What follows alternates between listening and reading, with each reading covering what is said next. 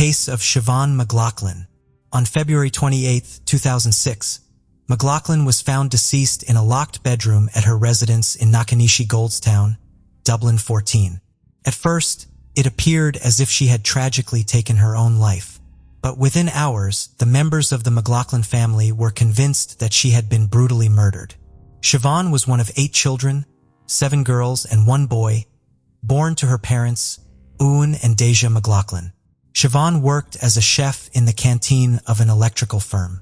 In 1989, at the age of 21, she met a man named Brian Carney, who was 31 years old. Brian worked as an electrical engineer for the same firm, which was a very good job. Siobhan lived in an apartment, while Brian lived with his toddler daughter, Aisling, from a previous relationship. Brian's wife and the mother of his child had passed away from natural causes. A few years before Siobhan and him met, Brian was raising his daughter alone. Eventually, Siobhan would move in with Brian and his daughter. They renovated this house and then decided to sell it. Siobhan decided to set up her own catering business as she had trained at the Shelburne Hotel, and she was ahead of her time when it came to food. She used ingredients that were uncommon in Ireland during the 90s, but would now be considered standard. The era of meat and potatoes had passed.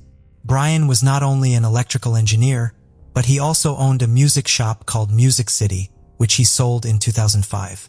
In 1995, the couple got engaged, but then split up. They did keep in touch with each other over the years, meeting for dinner every few months. While they were separated, Brian never entered into any other relationship, and eventually they reconciled. In January 2002, they got married and Siobhan was expecting a baby. Their son, Daniel, was born 6 months later. That same year, Brian and Siobhan traveled to Spain on holidays with the prospect of buying a boat. But while there, they came across a 200-year-old merchant's mansion on the island of Malacca in Spain. They bought it and converted it into a boutique hotel. It had 6 luxury bedrooms and a heated outdoor pool. The couple bought the property for €2.5 million and oversaw most of the renovations themselves. Siobhan was a visionary, traveling from place to place, collecting pieces for the hotel, along with her impeccable taste and furnishings. Siobhan's culinary skills were what would make the hotel a success. The hotel opened in January 2003, and Siobhan's barbecues quickly became a highlight of guest stays and were popular among the locals.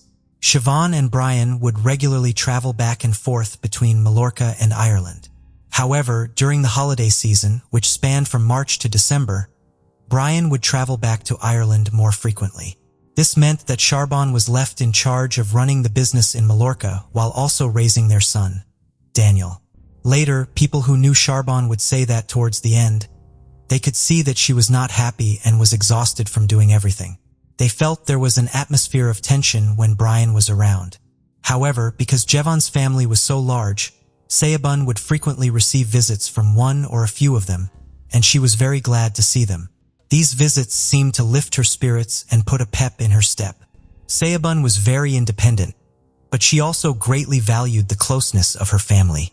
A few years into owning the property in Spain, Brian and Siobhan decided to build a new house beside their property in Dublin, hoping to sell the original house and move into the new house or rent out either of the properties. Siobhan came home to Dublin for the break. In 2006, she consulted a lawyer about legally separating and what she had to do. The solicitor advised her to keep a diary of the goings-on between herself and Brian. She enrolled their son Daniel in a local school and was going to approach Brian about her and their son moving into the new house that was being built next door. While Siobhan loved what she had built out there, she was very much on her own, overworked and trying to raise their son with no family around her for support. On the morning of Tuesday, the 28th of February 2006, it was Brian's birthday. Siobhan's sister Niamh arrived at Siobhan's house as usual. While she normally arrived at 9 a.m. to leave her car in the driveway and catch the bus into the city, this morning she did not arrive until 9:30 a.m. As she had her own key, she let herself into the house and found 3-year-old Daniel wandering around on his own downstairs. Niamh then went upstairs to Siobhan's bedroom door and found it was locked. There was no reply when she called her name. Neve then called her father and mother and informed them of the situation. When the father arrived, he broke down the door and found Shelburne lying in the bedroom near the ensuite door. Reached down and touched Shelburne on the head and then the leg and found she was cold.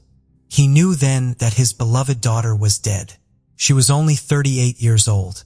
The key to the bedroom was found on the floor just inches away from the main bedroom door, and it appeared to have been pushed under. Owen immediately contacted the Garter, Irish police. When they arrived and examined the scene, they felt it was staged. Photos had been placed around Shelburne, almost like a shrine. A cord was partially wrapped around Shelburne, and the cord had been broken.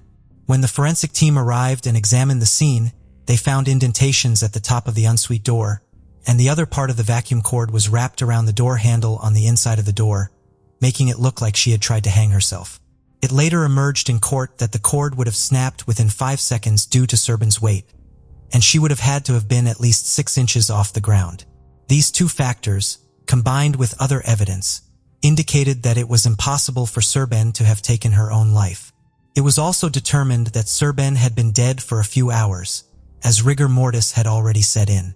The Garter imposed a 2-day media blackout on the case and advised the family not to speak to the press.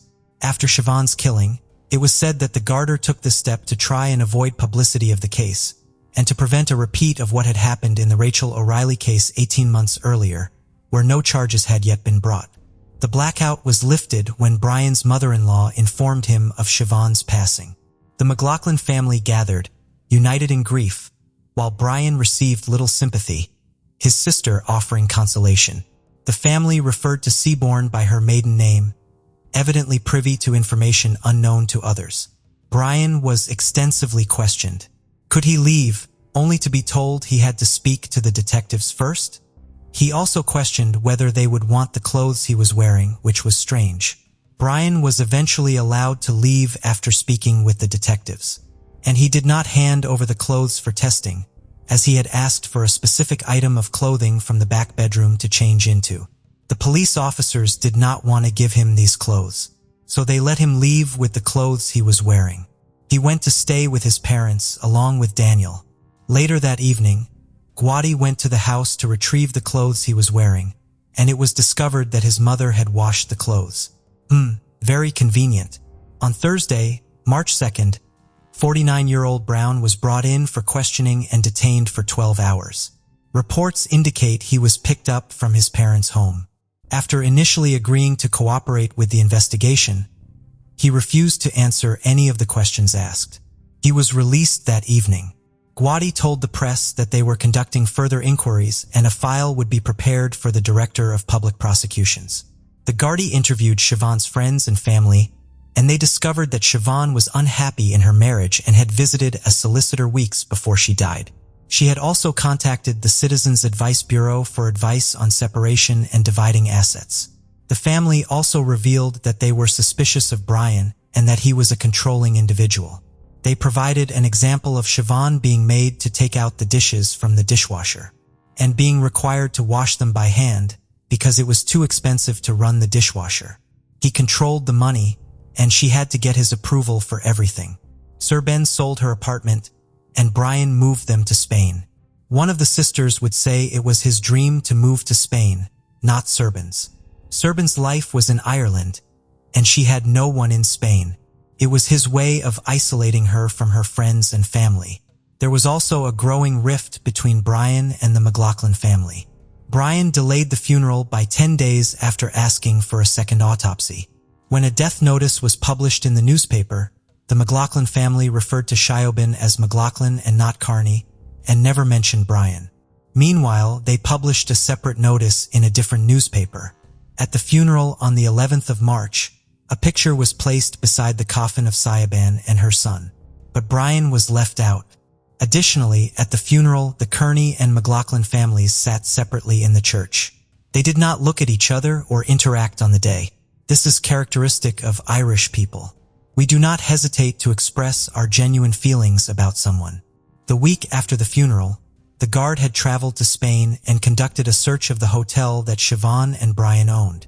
Furthermore, Brian's mobile data was recovered, and it placed him at the scene of the crime at the time they believed Seelbrun died.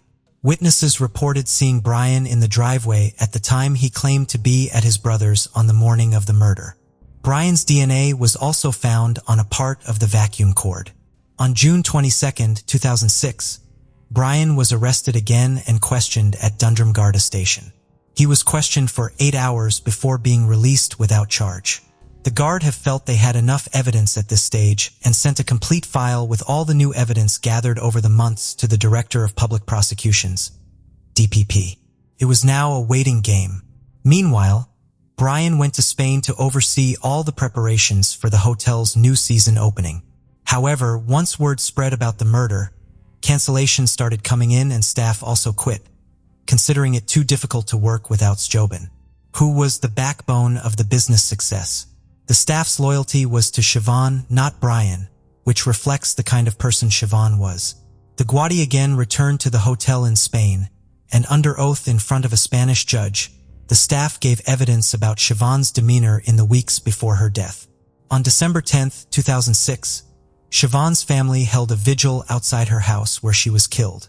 Her sister said, "We are utterly distraught without Siobhan, but we are equally determined and will not rest until her killer is brought to justice."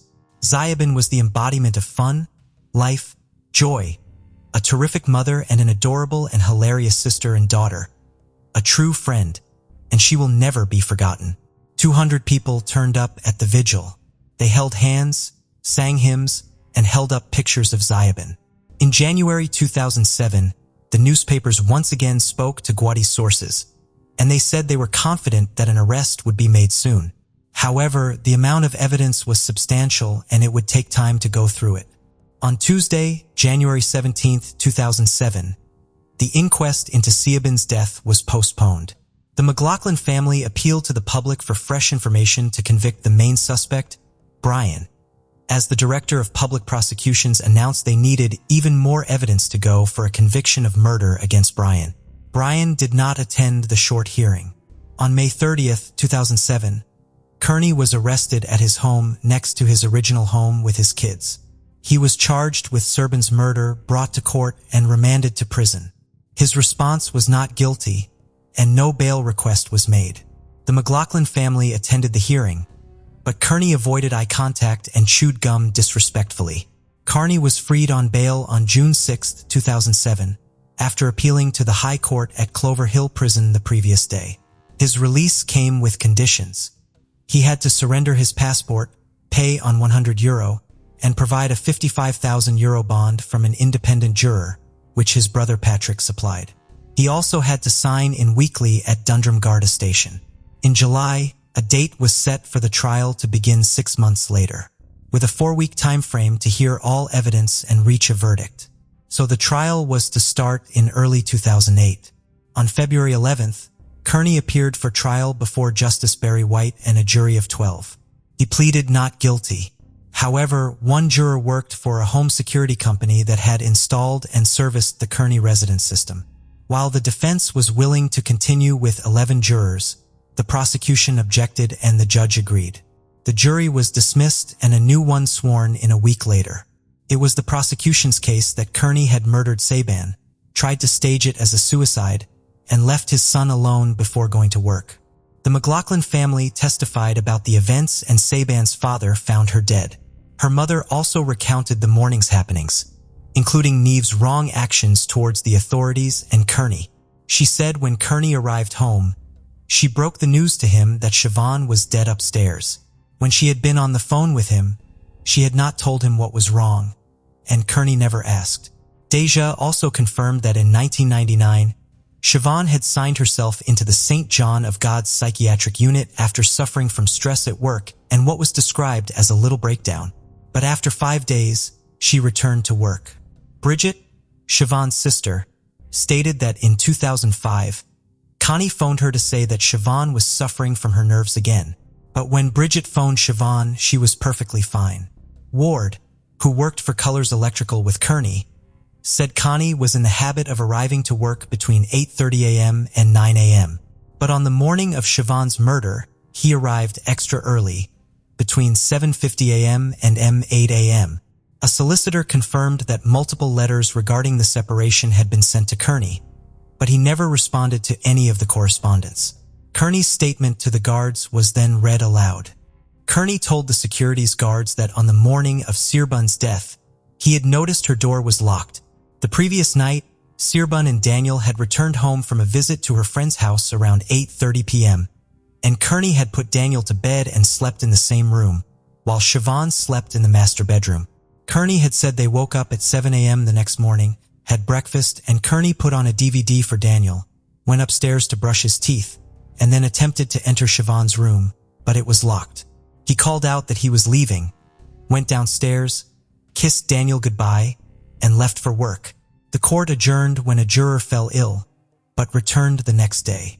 Evidence showed Siobhan couldn't have hanged herself. The pathologist found marks on her neck and chin, 3 larynx fractures, blood, and chin abrasions. She said the neck marks didn't come from hanging, significant force was applied, and Siobhan was assaulted in bed, gripped by the neck, and a ligature used to hasten her death.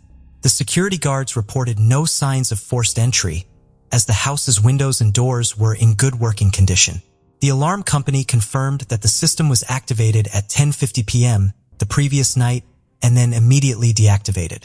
And it was reactivated at 7:37 a.m. the next morning before being turned off again. A thorough search of the Kearney residence uncovered a diary in the airing cupboard, and the writing inside was confirmed to be Sabin's by her sister. Sabin's solicitor had advised her to maintain a diary documenting the events of her marriage to Kearney. Additionally, Sabin's passport was found wrapped in sheets and clothing in another area, and a €500 note was discovered in a drawer among wrapping paper. A financial forensic agent was next to take the stand. Kearney did own properties in Ireland and had a stake in the electrical business plus the hotel. But while he was asset-rich, he was cash-poor. On Monday, the 3rd of March, closing arguments began. The defense were first, and they said the prospect of splitting with Siobhan did not suit Kearney financially. He wanted to sell one of the houses at Knocknashee, but if Siobhan wanted to move into one of them, this would not be an option, and Kearney would have to work out his debt. In some other way, the fact that Siobhan had started to squirrel away money, hide her passport, keep a diary of her relationship with Kearney, and send solicitor letters showed her seriousness about leaving him. Searbun was looking forward to her future and making plans, which showed that she was not suicidal. The evidence shown by forensics also showed that it was next to impossible that she had taken her own life. Kearney even admitted that he, Searbun, and their son had been the only ones present that night. The defense recommended caution, as the prosecution had shown no hard evidence, and it was all circumstantial evidence. They said the jury needed to pay attention to what was missing in the case. There was no history of violence, no custody dispute, no alcohol abuse or jealousy.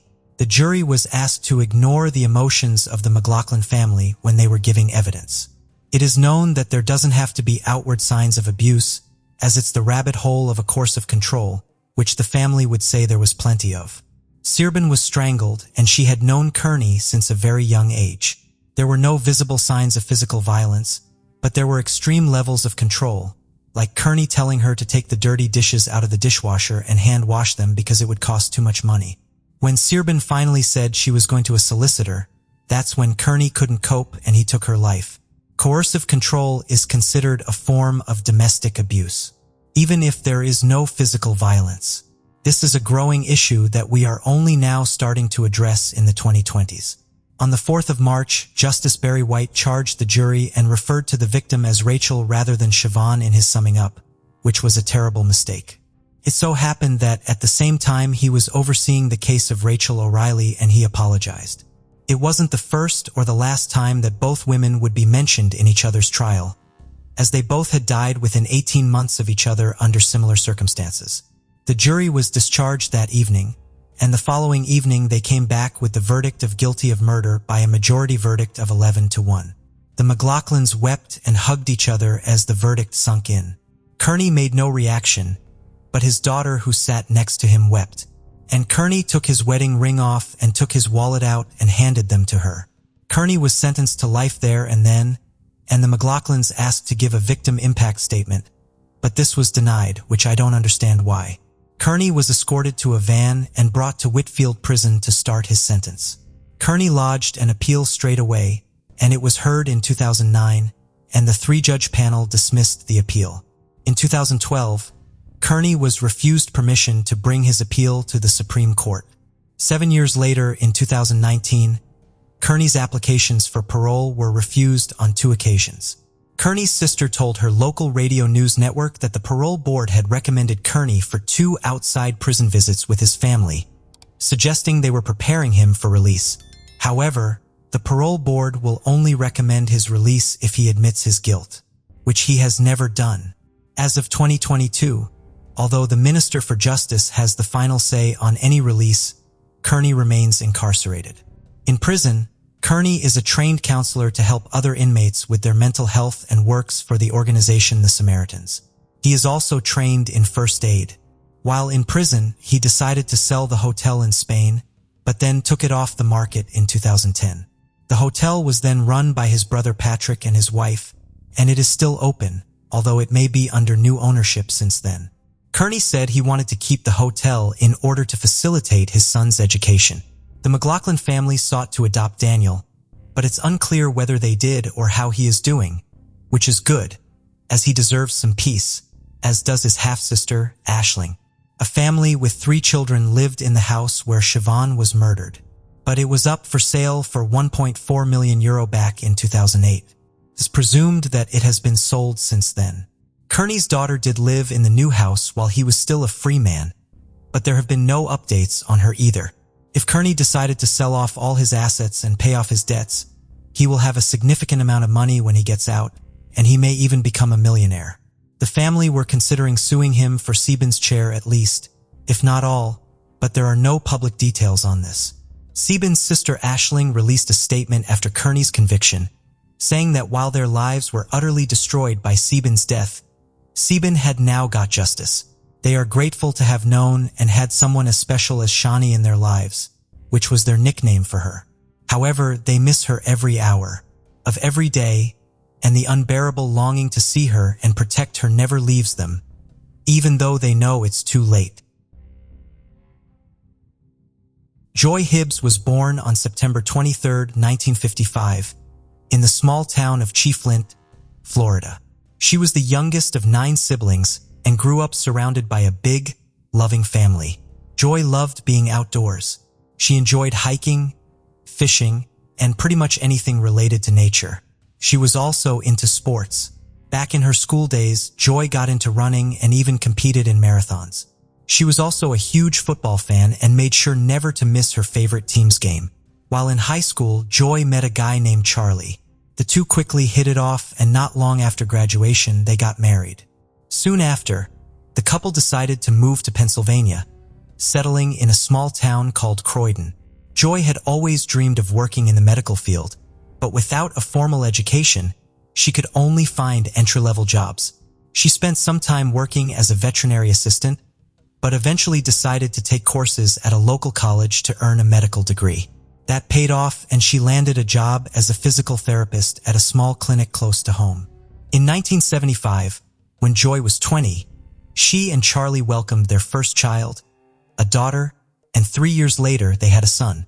The family moved into a nice, quiet neighborhood and seemed to live a peaceful, happy life. To their friends and relatives, it looked like Joy and Charlie had built the perfect family, a true embodiment of the American dream. But everything changed on April 19, 1991. That day, 35-year-old Joy was scheduled to work the evening shift.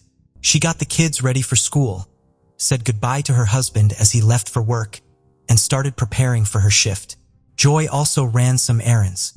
She went to the grocery store and stopped by the bank to cash a check.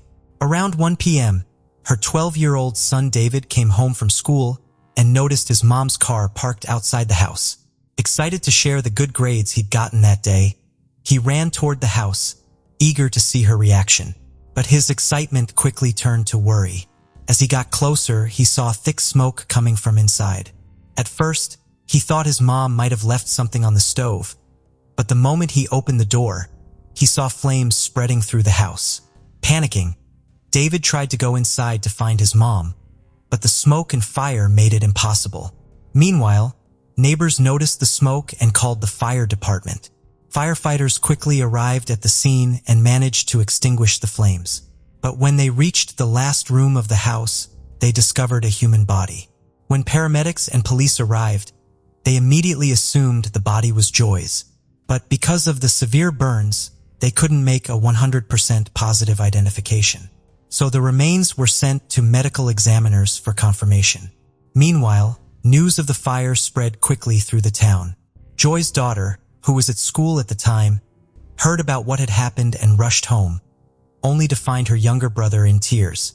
Shortly after, Joy's husband arrived at the scene, and the moment police informed him about the body that had been found, he collapsed unconscious. At the time, firefighters were still trying to figure out what caused the fire, but Joy's son couldn't stop blaming himself. You see, he had a computer in his room, and all the cables were messily plugged into a single socket near the fish tank. Since his mom's body was found in his bedroom, he assumed the fire started because of his carelessness and that she'd been trying to put out the fire. However, while putting out the flames, firefighters noticed some strange details. It seemed like the fire had started in several different areas of the house, something that's almost unheard of in an accidental fire. A closer look only confirmed their suspicions. Investigators found 4 separate points where the fire had been set. While they couldn't pinpoint exactly how it started, one thing was certain. This wasn't an accident. It was arson. Moreover, all 4 gas burners on the kitchen stove had been left on, with traces of debris scattered across them. This suggested that the arsonist used something to spread the fire from the stove to other parts of the house. The arson theory was soon backed up by the medical examiner's report. They confirmed the victim was Joy and revealed there were no traces of smoke in her lungs, meaning she was already dead before the fire began. But the most chilling discovery was what they found on her body. There were multiple cuts, bruises, and stab wounds. With this new information, the case was reclassified as a homicide and investigators began searching for evidence. But it wasn't easy. The fire had destroyed most of the house, leaving little to work with. On top of that, no foreign DNA was found on Joy's body. So, with no physical clues, detectives shifted their focus to identifying possible suspects. The first person they looked into was Joy's husband, Charlie. He had been at work when the fire started, but the police couldn't completely rule out the possibility that he might have left, committed the crime, and then returned to work to set up an alibi. However, there were no signs of serious marital problems. Family and friends all said the couple seemed happy, and Charlie appeared genuinely devastated by his wife's death.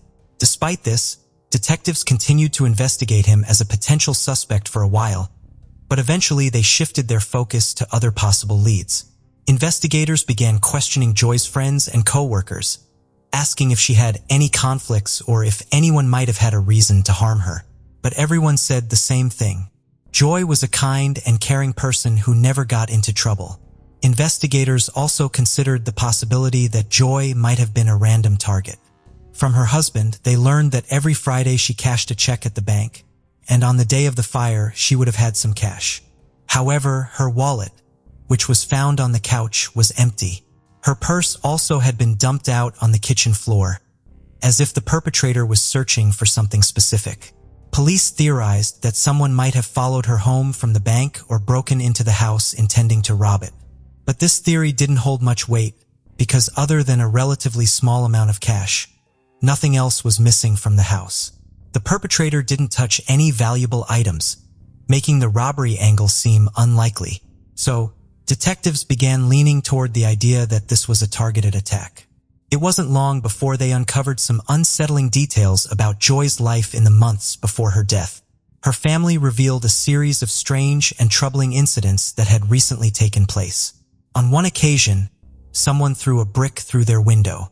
Another time, their front door was damaged and the tires on Joy's car were slashed while it was parked in front of the house.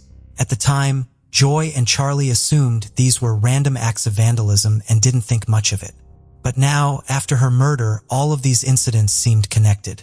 The police started digging into who might be behind all this and began questioning Joy's neighbors. While no one remembered seeing anything unusual around the house during these incidents, they did share something intriguing.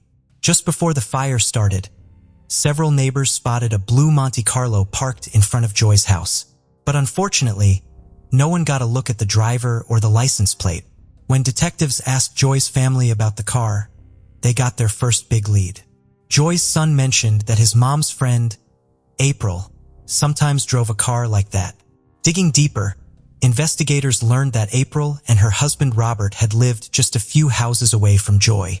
They had recently lost their home due to financial troubles and moved away. According to Joy's friends and family, she and April had struck up a friendship shortly after April's family moved into the neighborhood. There was more to April's story, though.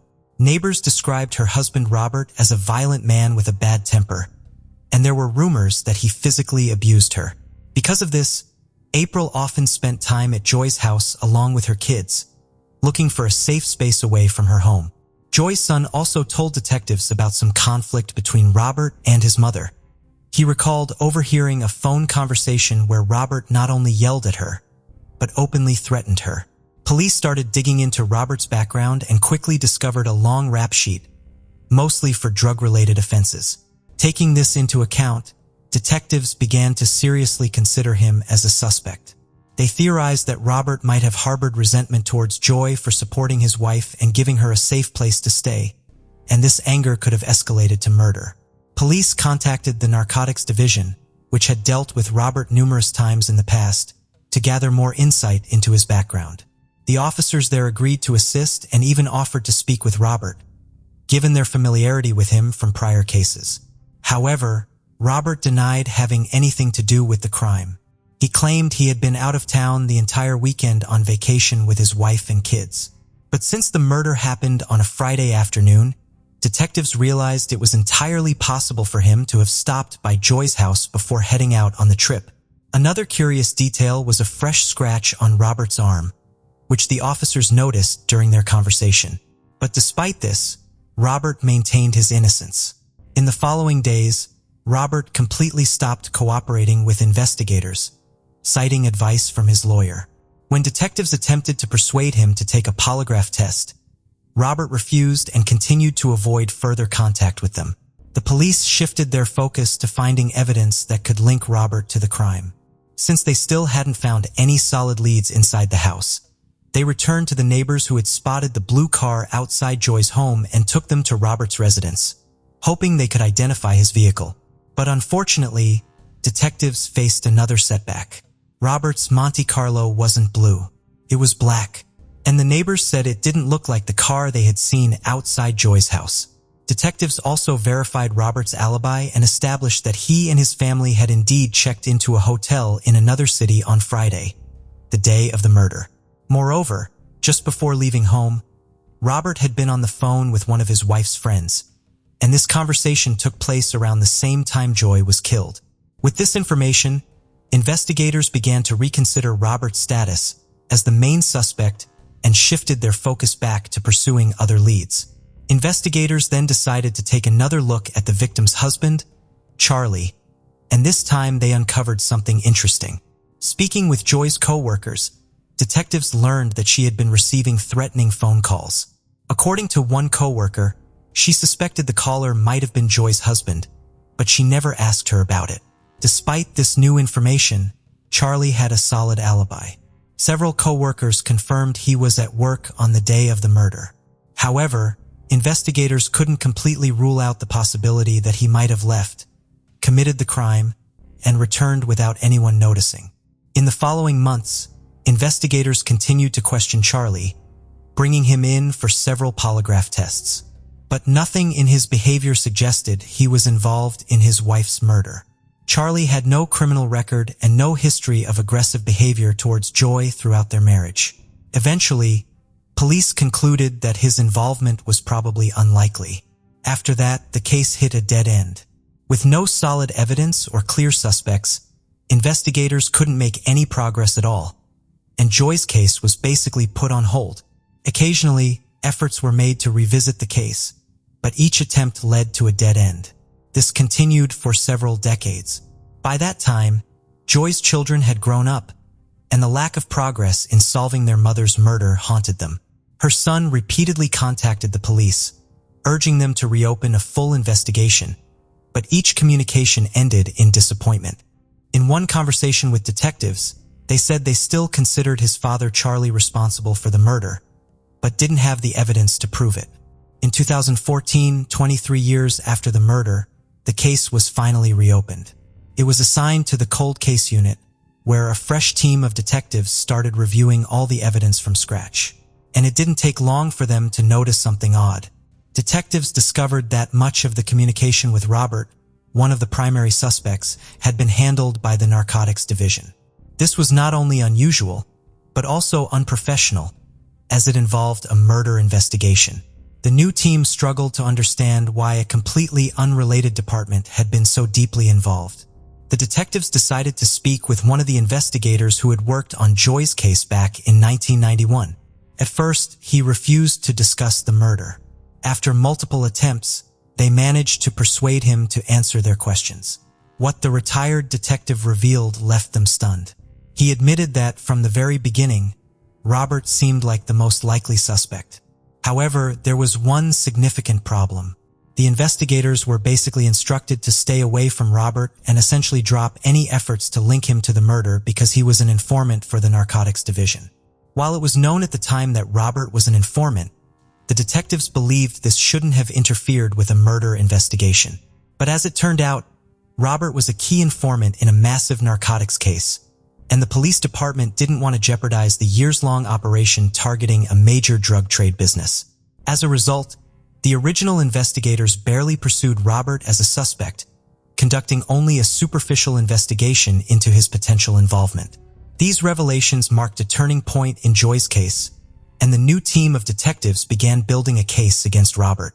Back in 1991, the police determined that Robert had a solid alibi, but the new investigators knew they couldn't rely on outdated records, so they decided to verify everything themselves. The first step was to track down Robert's wife's friend, the one he supposedly called around the time of Joy's murder. She confirmed that the call did happen, but there was a key detail the original investigators had missed. The call wasn't in the afternoon. It was much later, closer to the evening. Next, the detectives re-interviewed the witnesses who had reportedly seen Robert with his wife and children when they checked into the hotel. According to the case files, the family arrived shortly after lunch, but the witnesses contradicted this, stating the family actually checked in around 5 p.m. So this timeline left Robert enough time to commit the murder. Finally, the investigators decided to question April. By then, she and Robert were divorced, but she still supported his alibi, insisting he couldn't have been involved in the crime. Detectives pressed her multiple times, hoping she'd reveal more, but she stuck to her original story. So, the detectives shifted their focus to uncovering new leads and re-examining all the evidence they had. This process stretched on for several years, until something completely unexpected happened. In 2016, April walked into the police station and said she wanted to talk. She revealed that a series of negative events in her life had led her to reconsider her position on Joy's murder. April confessed that she had been lying about her ex-husband's alibi the entire time and that the real story was far from what she had originally claimed. According to her, on the day of the murder, Robert came home covered in blood. When she asked him what had happened, he simply said, "I stabbed someone and set a house on fire." He then demanded that she pack up the kids for a trip, and they drove to another city under the pretense of a weekend getaway. Robert also brought along a large bag. When they went for a walk in the park, he left April and the kids, disappearing into the woods. When he returned a few minutes later, the bag was gone. April realized her husband had killed Joy only a few days later when detectives came to their house. She confronted Robert and begged him to confess, but instead, he beat her and threatened to pin the crime on her if she ever spoke up. Thus, for years, April had been too afraid to testify against Robert, but she finally found the courage to take the right step. Her testimony drastically changed the direction of the case, but detectives knew they still needed some concrete evidence or a confession.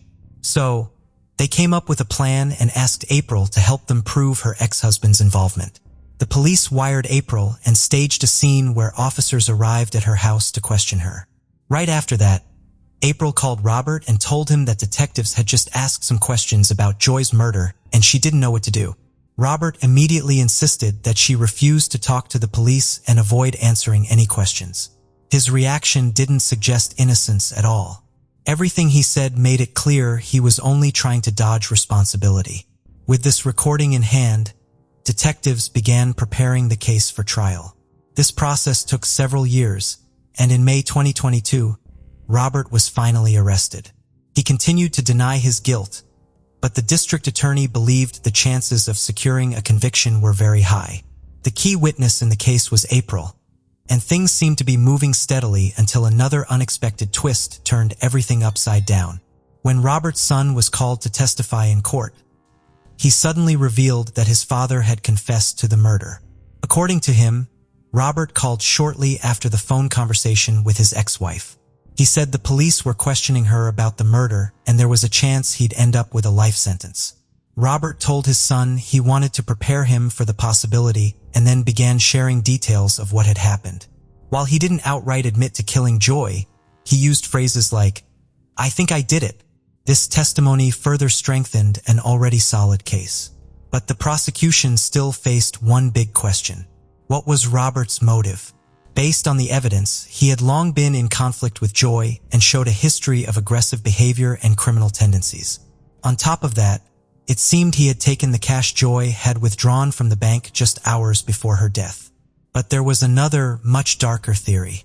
When new details about the case emerged and it made headlines again, Robert's relatives from another state contacted the detectives. They hadn't been in touch with him for years, but they were shocked when they saw Joy's photo on the news. They revealed that when Robert was a teenager, he had sexually assaulted and beaten his aunt, who bore a striking resemblance to Joy.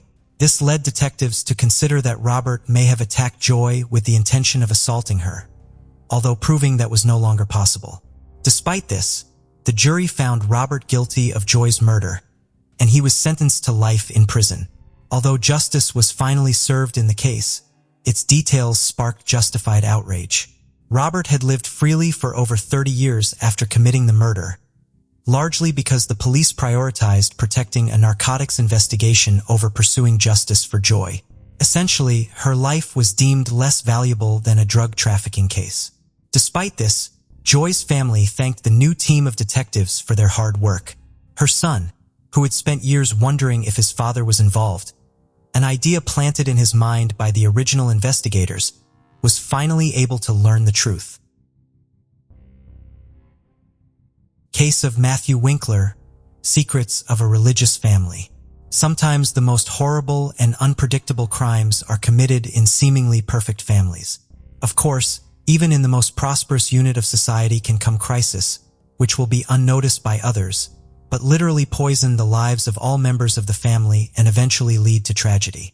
The Winklers in the town of Selmer were considered by many to be a model family. The young pastor, his wife, and their 3 daughters looked happy, had everything they needed for a comfortable life, were healthy and successful, but in a quiet pool, as they say. In this case, many questions remained unanswered because we heard only one version of what happened. And the story itself became the subject of the book, Sex and Murder, Secrets of a Pastor. March 22, 2006, the small town of Selmer, Tennessee, shook the terrible news. A 31-year-old pastor named Matthew Winkler was brutally murdered in his own home, and his wife Mary and their 3 daughters, 8-year-old Patricia, 6-year-old Maria Eliza, and 1-year-old Brianna, disappeared without a trace. That day, the preacher of the Church of Christ did not show up for the evening service where he was supposed to attend with his family. This circumstance seemed strange and suspicious because Matthew was always very responsible and could not miss the planned event without informing anyone. None of the family members also answered the phone, which was even more disturbing. Alarmed community members decided to go to the Winklers' residence to find out what had happened and if they needed help. From the outside, the house looked normal. The windows and doors were intact, and nothing suspicious was visible. Inside, there were lights on in several rooms, and they could hear a television playing quite loudly in one of the rooms.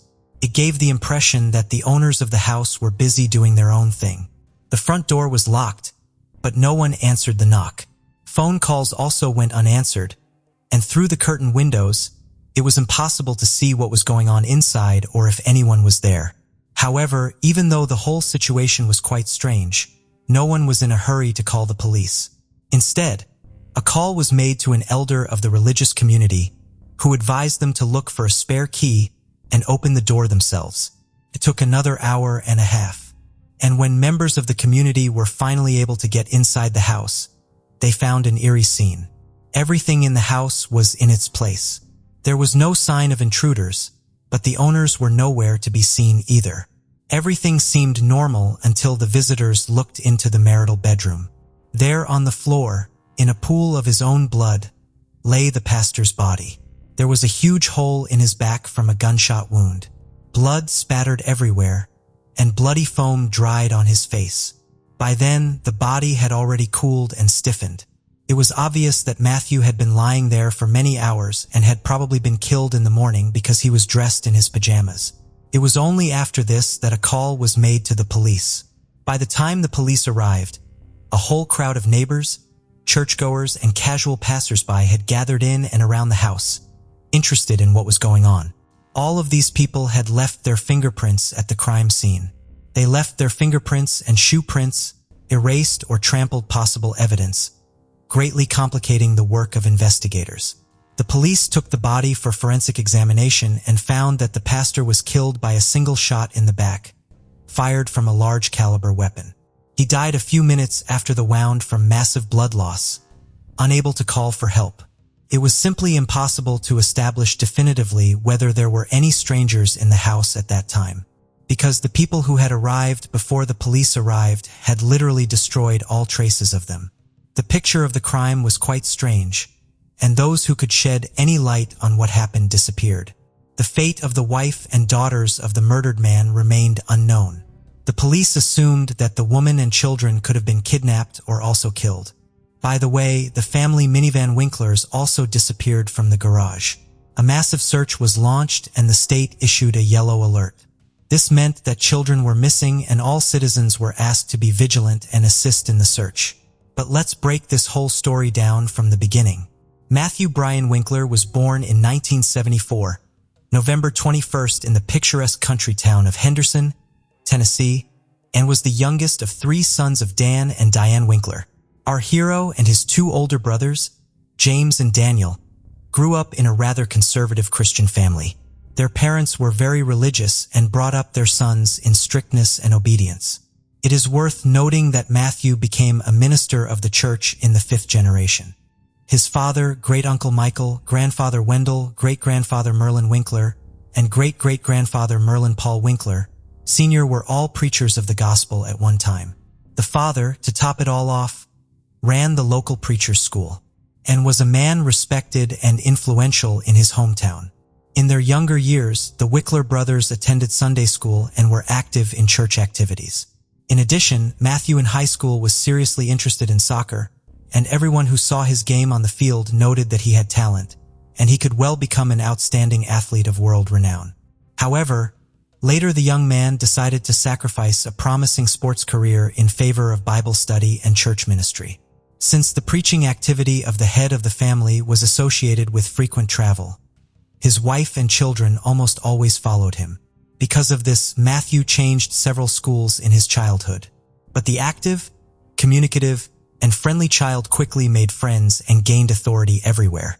When the boy finished school, his family lived in a small city called Austin, located in the state of Texas. Matthew was a creative person, had a powerful charisma, but here are some outstanding achievements in studies could not boast. After graduating from high school, he entered the college Freed-Hardeman and successfully completed it. In parallel, the young man began to try his hand as a pastor under the careful guidance of his father.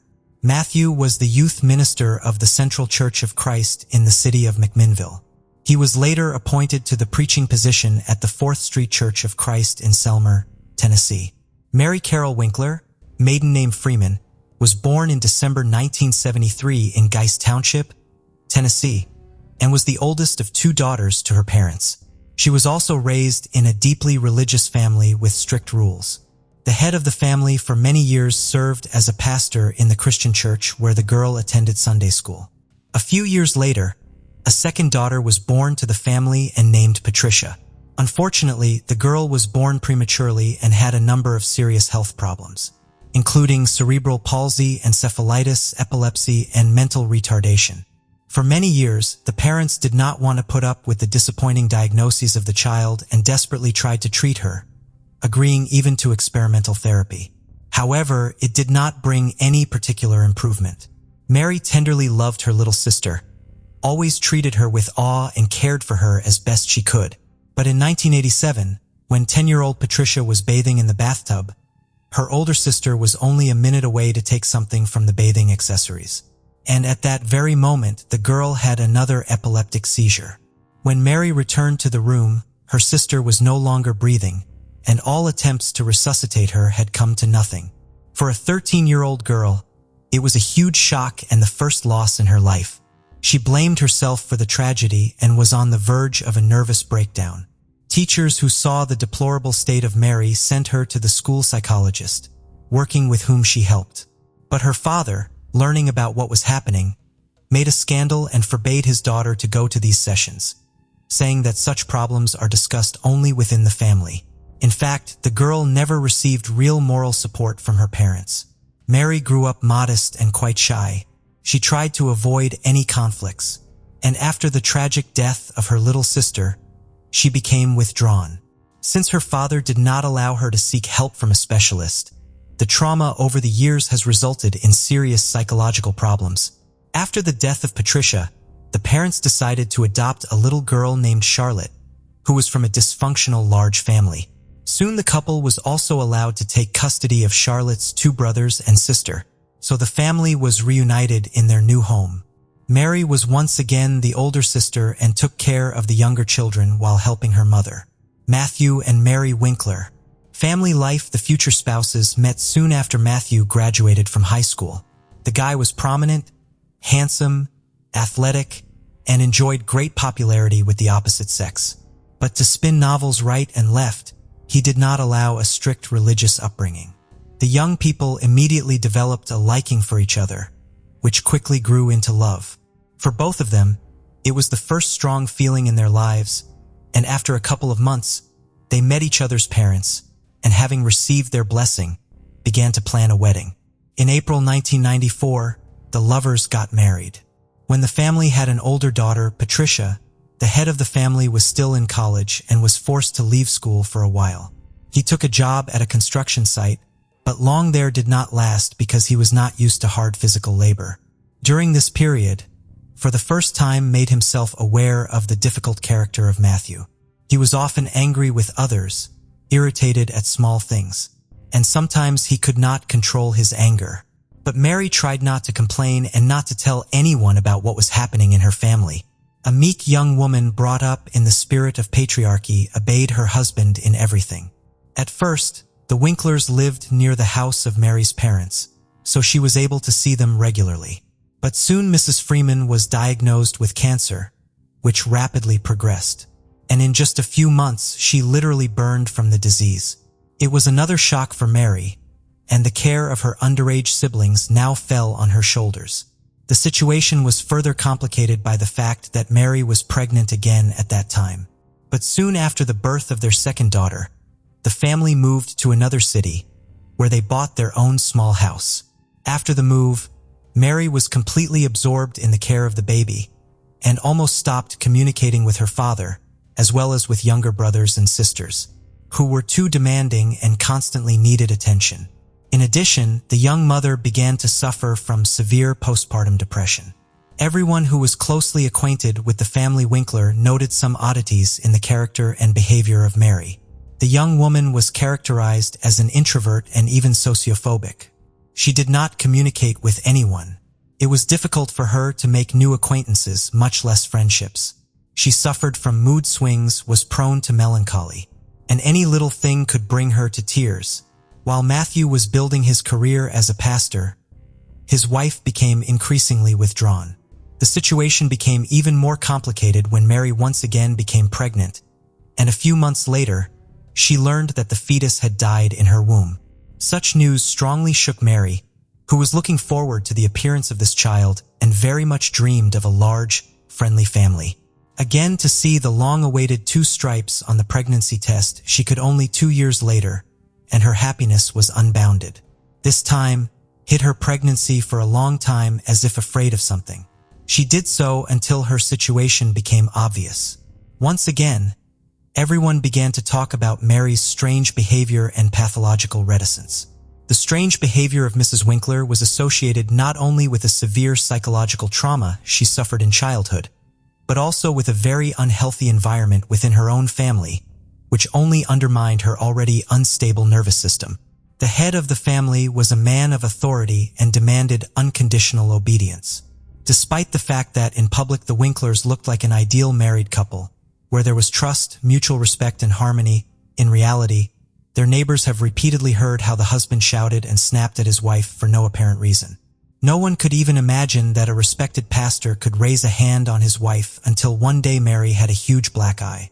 Despite the fact that she denied the fact of domestic violence and said that it was an accident, the city quickly spread rumors about the cruelty of a young preacher who beats the mother of his children. In addition, Matthew at some point developed an irresistible urge to experiment in bed. He offered his wife to diversify their intimate life with role-playing games, adult toys, and so on. But for Mary, brought up in strictness with conservative views, such was unacceptable. She strongly restricted her husband in this, which infuriated him, and he repeatedly tried to get what he wanted by force. One day, after another abuse in bed, Mary called her only close friend in tears and complained to her about the situation. The friend, who promised to keep her secret, immediately blobbed about everything, which provoked a new wave of rumors and gossip about the unacceptable behavior of the clergyman.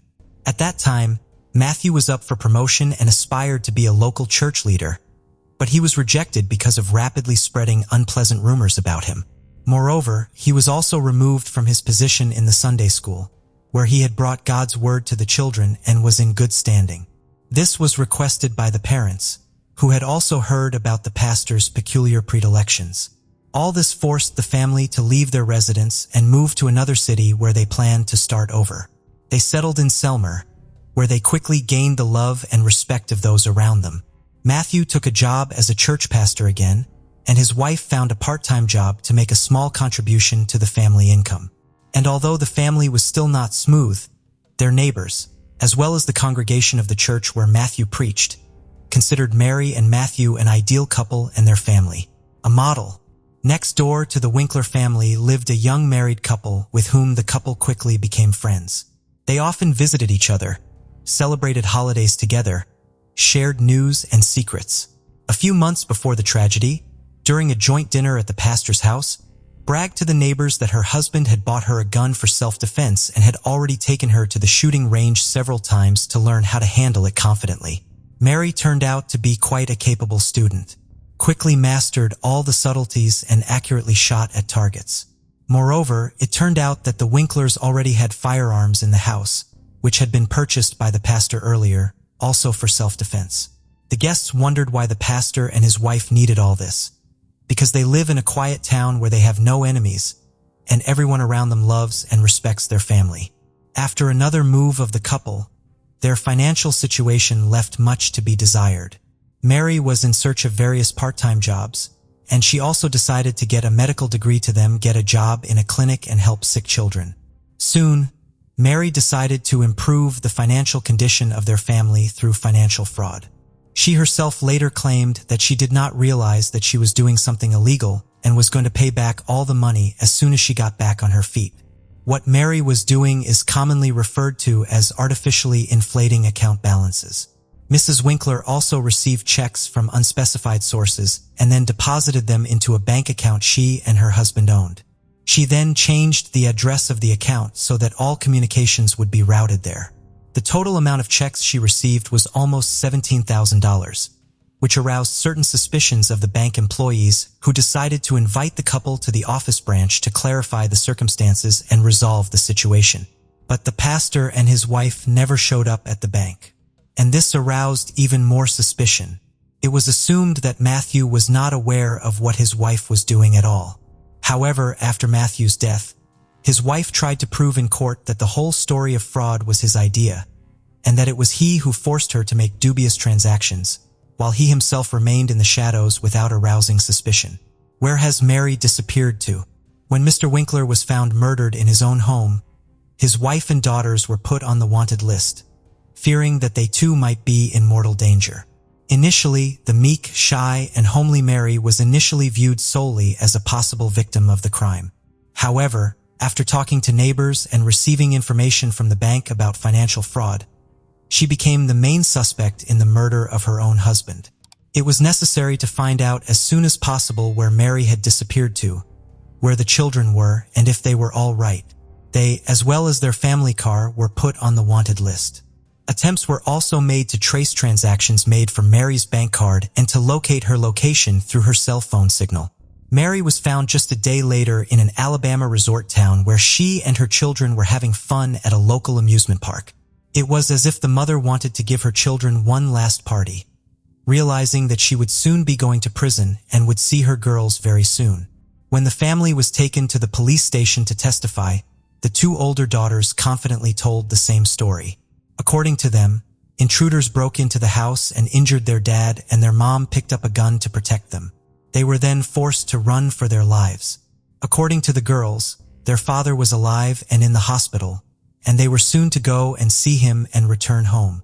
What exactly happened in the house, as it turned out, Patricia and Maria Eliza did not see, and learned about the events from the words of their mother.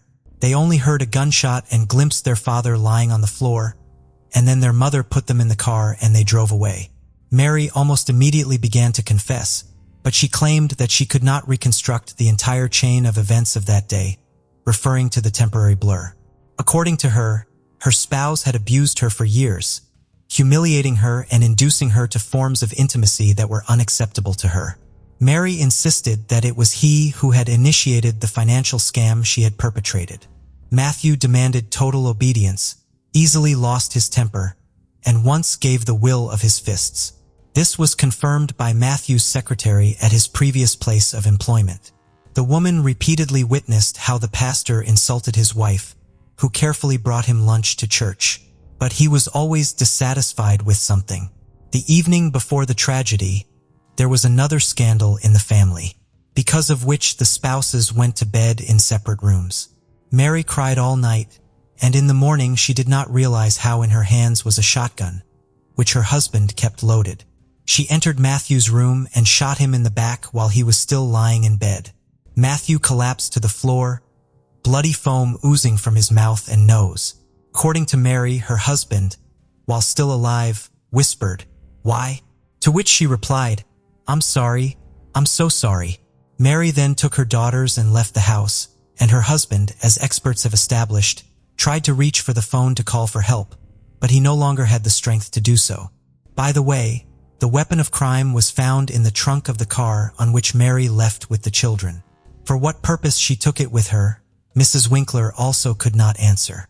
At the trial, the role-playing costumes found in their home were presented as evidence of the pastor's humiliation and moral abuse of his wife. Upon seeing them, Mary turned pale and then became hysterical.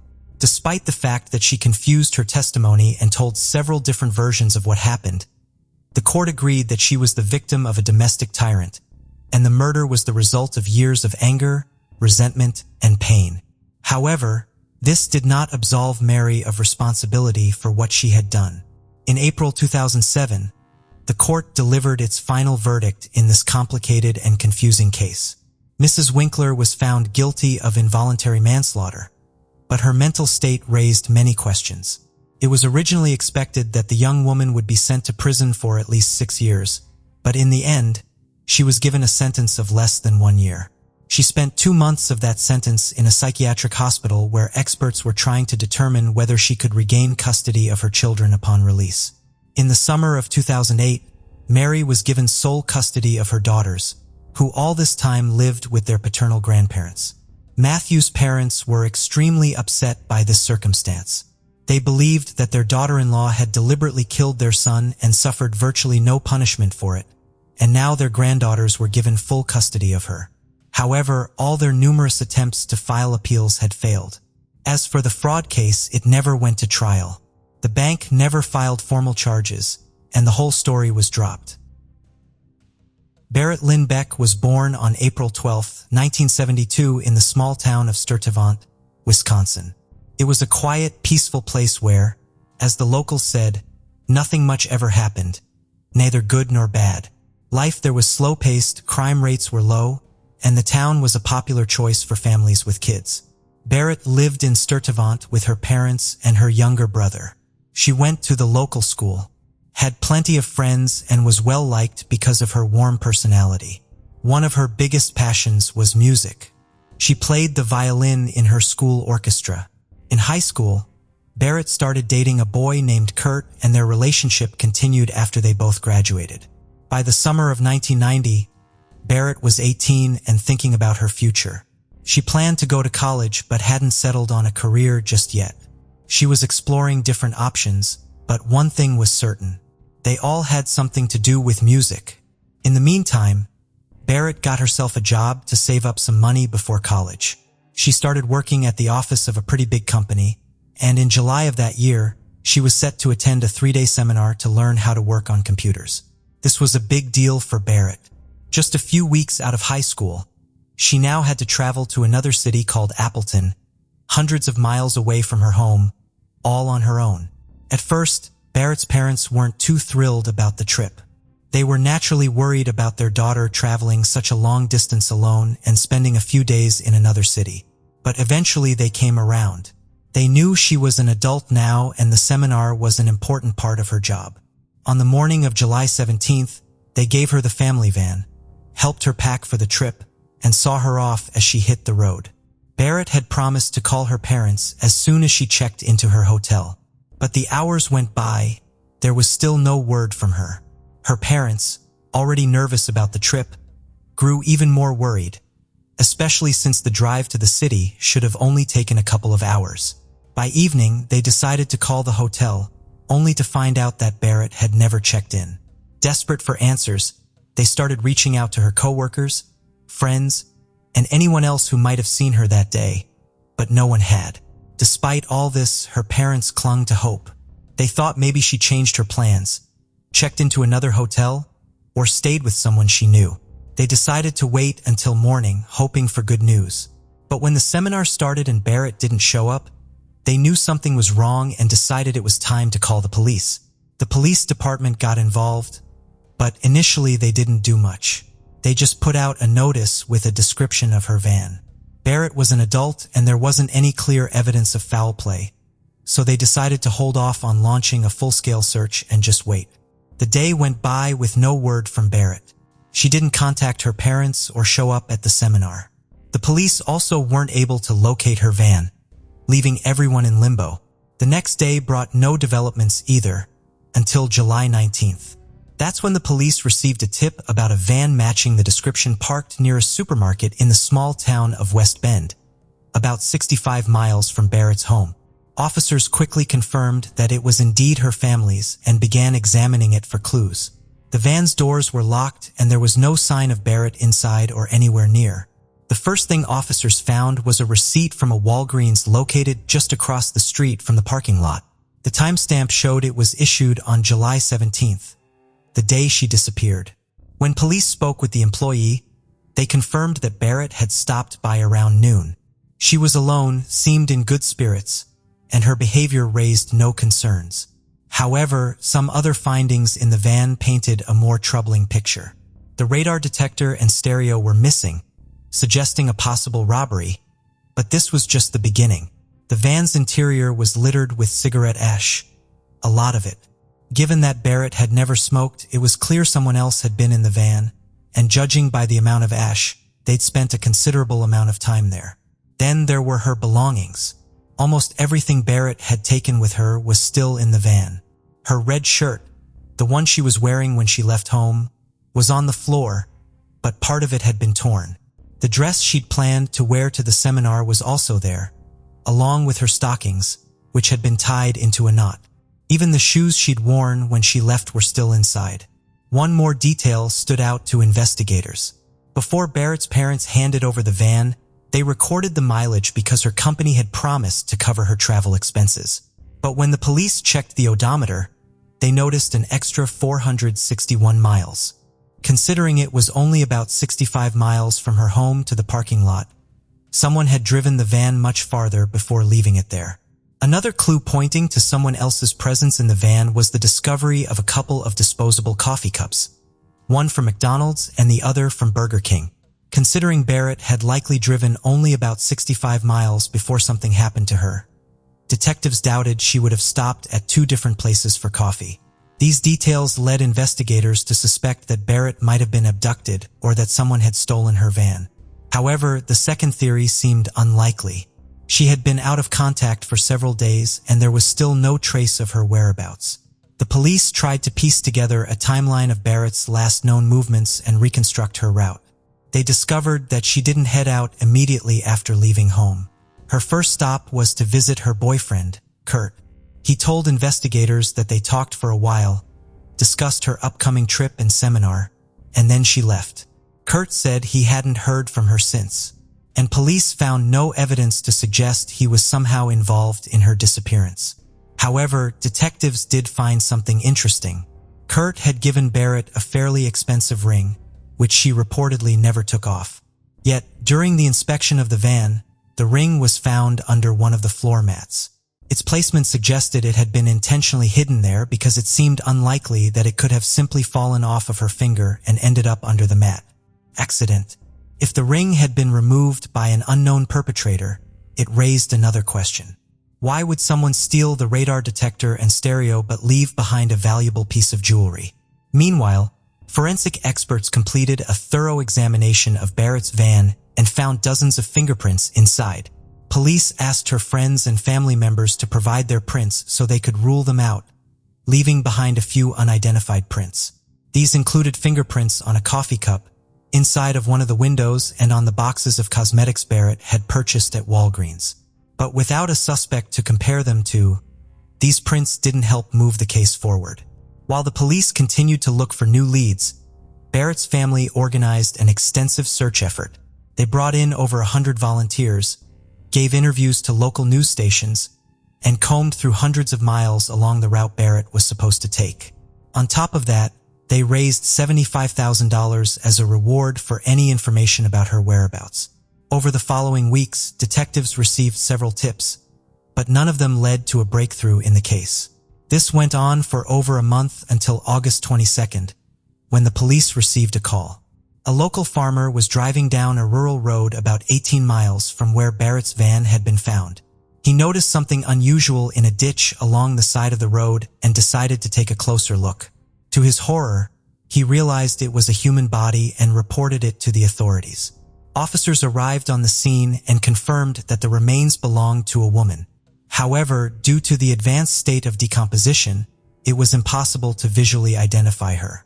Still, detectives suspected it could be Barrett, and a comparison with her dental records soon confirmed their worst fears. Because of the condition of the body, medical examiners couldn't determine a specific cause of death. They suggested that the victim might have been strangled, but one thing was certain: this was a murder. Beyond the obvious evidence pointing to foul play, there was one particularly chilling detail. A piece of fabric from Barrett's shirt was tied around her head, covering her eyes like a blindfold. This suggested she had been kidnapped and likely held alive for some time. Although this probably didn't last long, according to the medical examiner's report, the body had been lying in the ditch for over a month. This led investigators to believe that the killer murdered her on the same day she was abducted. Unfortunately, the discovery of Barrett's body didn't bring investigators any closer to solving the case. Months passed without any major breakthroughs. Detectives interviewed multiple suspects, searched for new evidence, and followed every lead, but each one led to a dead end. Investigators assumed Barrett may have been the victim of a robbery gone wrong. They believed that when she parked near the Walgreens and went inside, someone broke into her van. The intruder might have planned to steal valuables and leave, but when Barrett came back and caught them in the act, things took a darker turn. Fearing being caught, the person may have decided to abduct her, later killing her and dumping her body in a roadside ditch. Adding to this theory was the van's odometer. After Barrett vanished, the van had been driven for nearly 500 miles, much more than the distance from her home to where it was abandoned. This suggests that her killer spent a lot of time driving the van before ultimately leaving it behind. Since robbery was considered the prime motive, police began focusing on individuals known for similar crimes. Before long, they zeroed in on a man named Craig, who was suspected of stealing several vehicles not far from the area where Barrett was last seen. What caught investigators' attention was Craig's pattern. He often used stolen cars to commit other crimes and drove them for some time before abandoning them, behavior that aligned with the movements of Barrett's killer.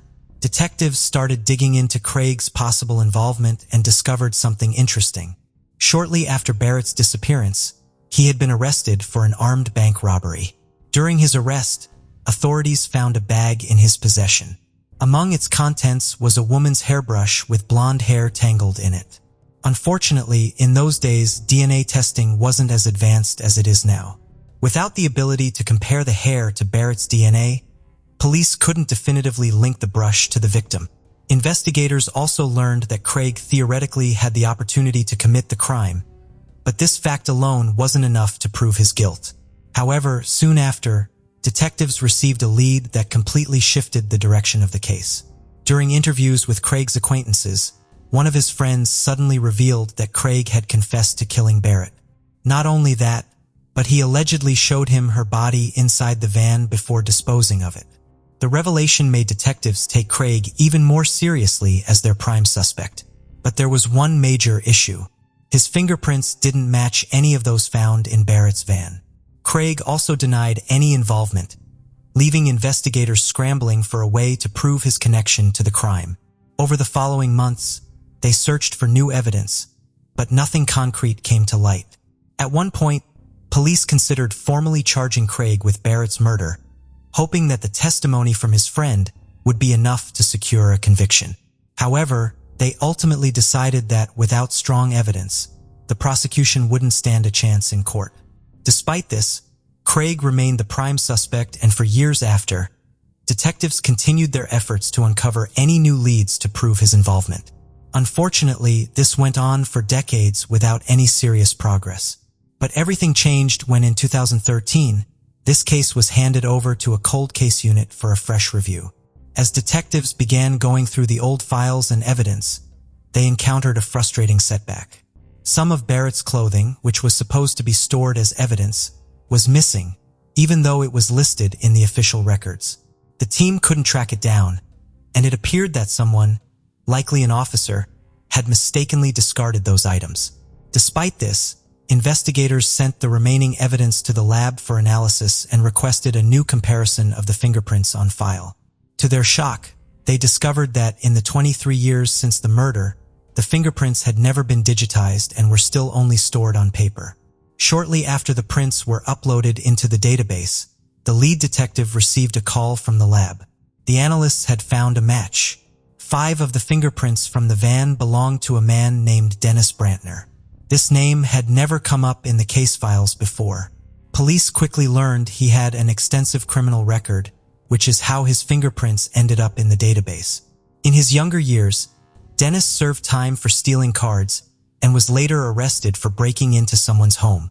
In another disturbing incident, he snuck into a hotel room where a woman was staying, stole her underwear, and left some notes with inappropriate content behind. But one particular episode caught the detective's attention because of its eerie parallels to Barrett's case. Dennis once broke into his ex-wife's car while she was at work and waited for her return. When she got in, he pulled a knife and tried to kidnap her. Fortunately, she managed to escape and reported him to the police. As investigators dug deeper, they discovered that at the time of Barrett's murder, Dennis was working as a long-haul truck driver in the same area. His job regularly took him through countless towns and cities, giving him plenty of opportunities to commit such a crime.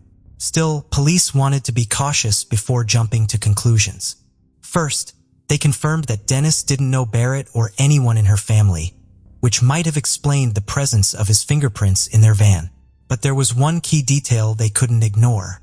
One of Dennis's fingerprints was found on a box of cosmetics Barrett had purchased just minutes before she vanished. This meant he had been in the van at that exact time, significantly increasing suspicions against him. the investigators decided to confront Dennis and visit his home. Dennis began denying any involvement in Barrett's murder and insisted he had never met her. However, when the detectives mentioned that his fingerprints had been found in her van, his demeanor changed drastically. Dennis became visibly nervous, occasionally breaking into tears as he answered their questions. But despite this, he continued to maintain his innocence, prompting the detectives to dig deeper for more evidence. When they interviewed people who knew Dennis, they uncovered several intriguing details. His ex-wife mentioned that Dennis always preferred Burger King, which he frequented regularly. In contrast, Barrett preferred McDonald's, and as we remember, investigators had found coffee cups from both fast food chains in Barrett's van, and Dennis' fingerprint was on the Burger King cup. Next, the detectives spoke to Dennis' former co-workers, which led to an even more startling discovery. After Barrett's murder, Dennis had briefly worked at a factory. 3 of his colleagues recalled that he kept a photo of a young blonde woman in his toolbox during that time. Unfortunately, after so many years, it was impossible to determine whether the woman in the photo was Barrett, but the co-workers noted a strong resemblance. Another former co-worker shared a chilling story. Dennis had once told her that he wanted to kidnap and assault her. While the police continued gathering evidence, they received crucial updates from the lab. Despite the earlier loss of some of Barrett's belongings, several items from her van remained in storage, including a cigarette pack wrapper. Using modern forensic tools, investigators found a new fingerprint on it, one that also belonged to Dennis. The collection of all this evidence and information took nearly a year, and in March 2015, Dennis was finally arrested and charged with Barrett's murder. But there was a significant challenge. While Dennis' fingerprints were found in the victim's vehicle, the prosecution feared this might not be enough for a conviction. By 2015, public perception had shifted to view DNA evidence as the gold standard in criminal cases. Unlike DNA, fingerprints did not establish a direct link to the murder itself. For instance, it was possible Dennis had been in the van under some other circumstances, leaving room for doubt about his involvement in the murder. Despite extensive forensic efforts, they couldn't find DNA samples linking Dennis to Barrett, her belongings, or her vehicle. Still, the case was brought to trial, which began in the summer of 2016. During the trial, Dennis' defense lawyer capitalized on the lack of conclusive evidence, arguing that fingerprints alone did not definitively prove his guilt. Eventually, this argument raised enough doubt among the jurors that they were unable to reach a unanimous verdict, and the process ended in a mistrial. Despite this setback, the prosecution quickly announced their intention to prepare for a retrial. For Barrett's family, the situation was agonizing. For 26 years, they had no idea what had happened to her, and now they had to watch as the man police firmly believed was responsible for her murder escape punishment. The second trial was scheduled for early 2018, but it came with its own set of challenges. The prosecution argued that Dennis attacked Barrett with the intent to assault her before murdering her, but proving his intentions beyond a reasonable doubt was even more difficult. The severity of his potential sentence depended directly on this argument, leaving the prosecution in a precarious position. If they failed to convince the jury of his guilt, Dennis could not be tried for the crime again and might walk free. After lengthy deliberations and consultations with Barrett's family, the prosecution reached a painful compromise. They decided to offer Dennis a plea deal. He would plead guilty to second-degree manslaughter. This ensured that he would go to prison, though for a significantly shorter time, and the case would finally be considered solved after 28 long years. After consulting with his lawyer, Dennis accepted this deal, and he was sentenced to the maximum possible term, 10 years in prison. With the time he had already spent in jail since his arrest, his total prison sentence was basically just 7 years. It meant that Dennis would be released at the age of 71. Barrett's parents understandably were upset by the lenient sentence, but they understood that without accepting the deal, there was very strong possibility that Dennis would escape punishment entirely. For this reason, they reluctantly supported the plea agreement, fearing they might lose the only chance to achieve at least some justice.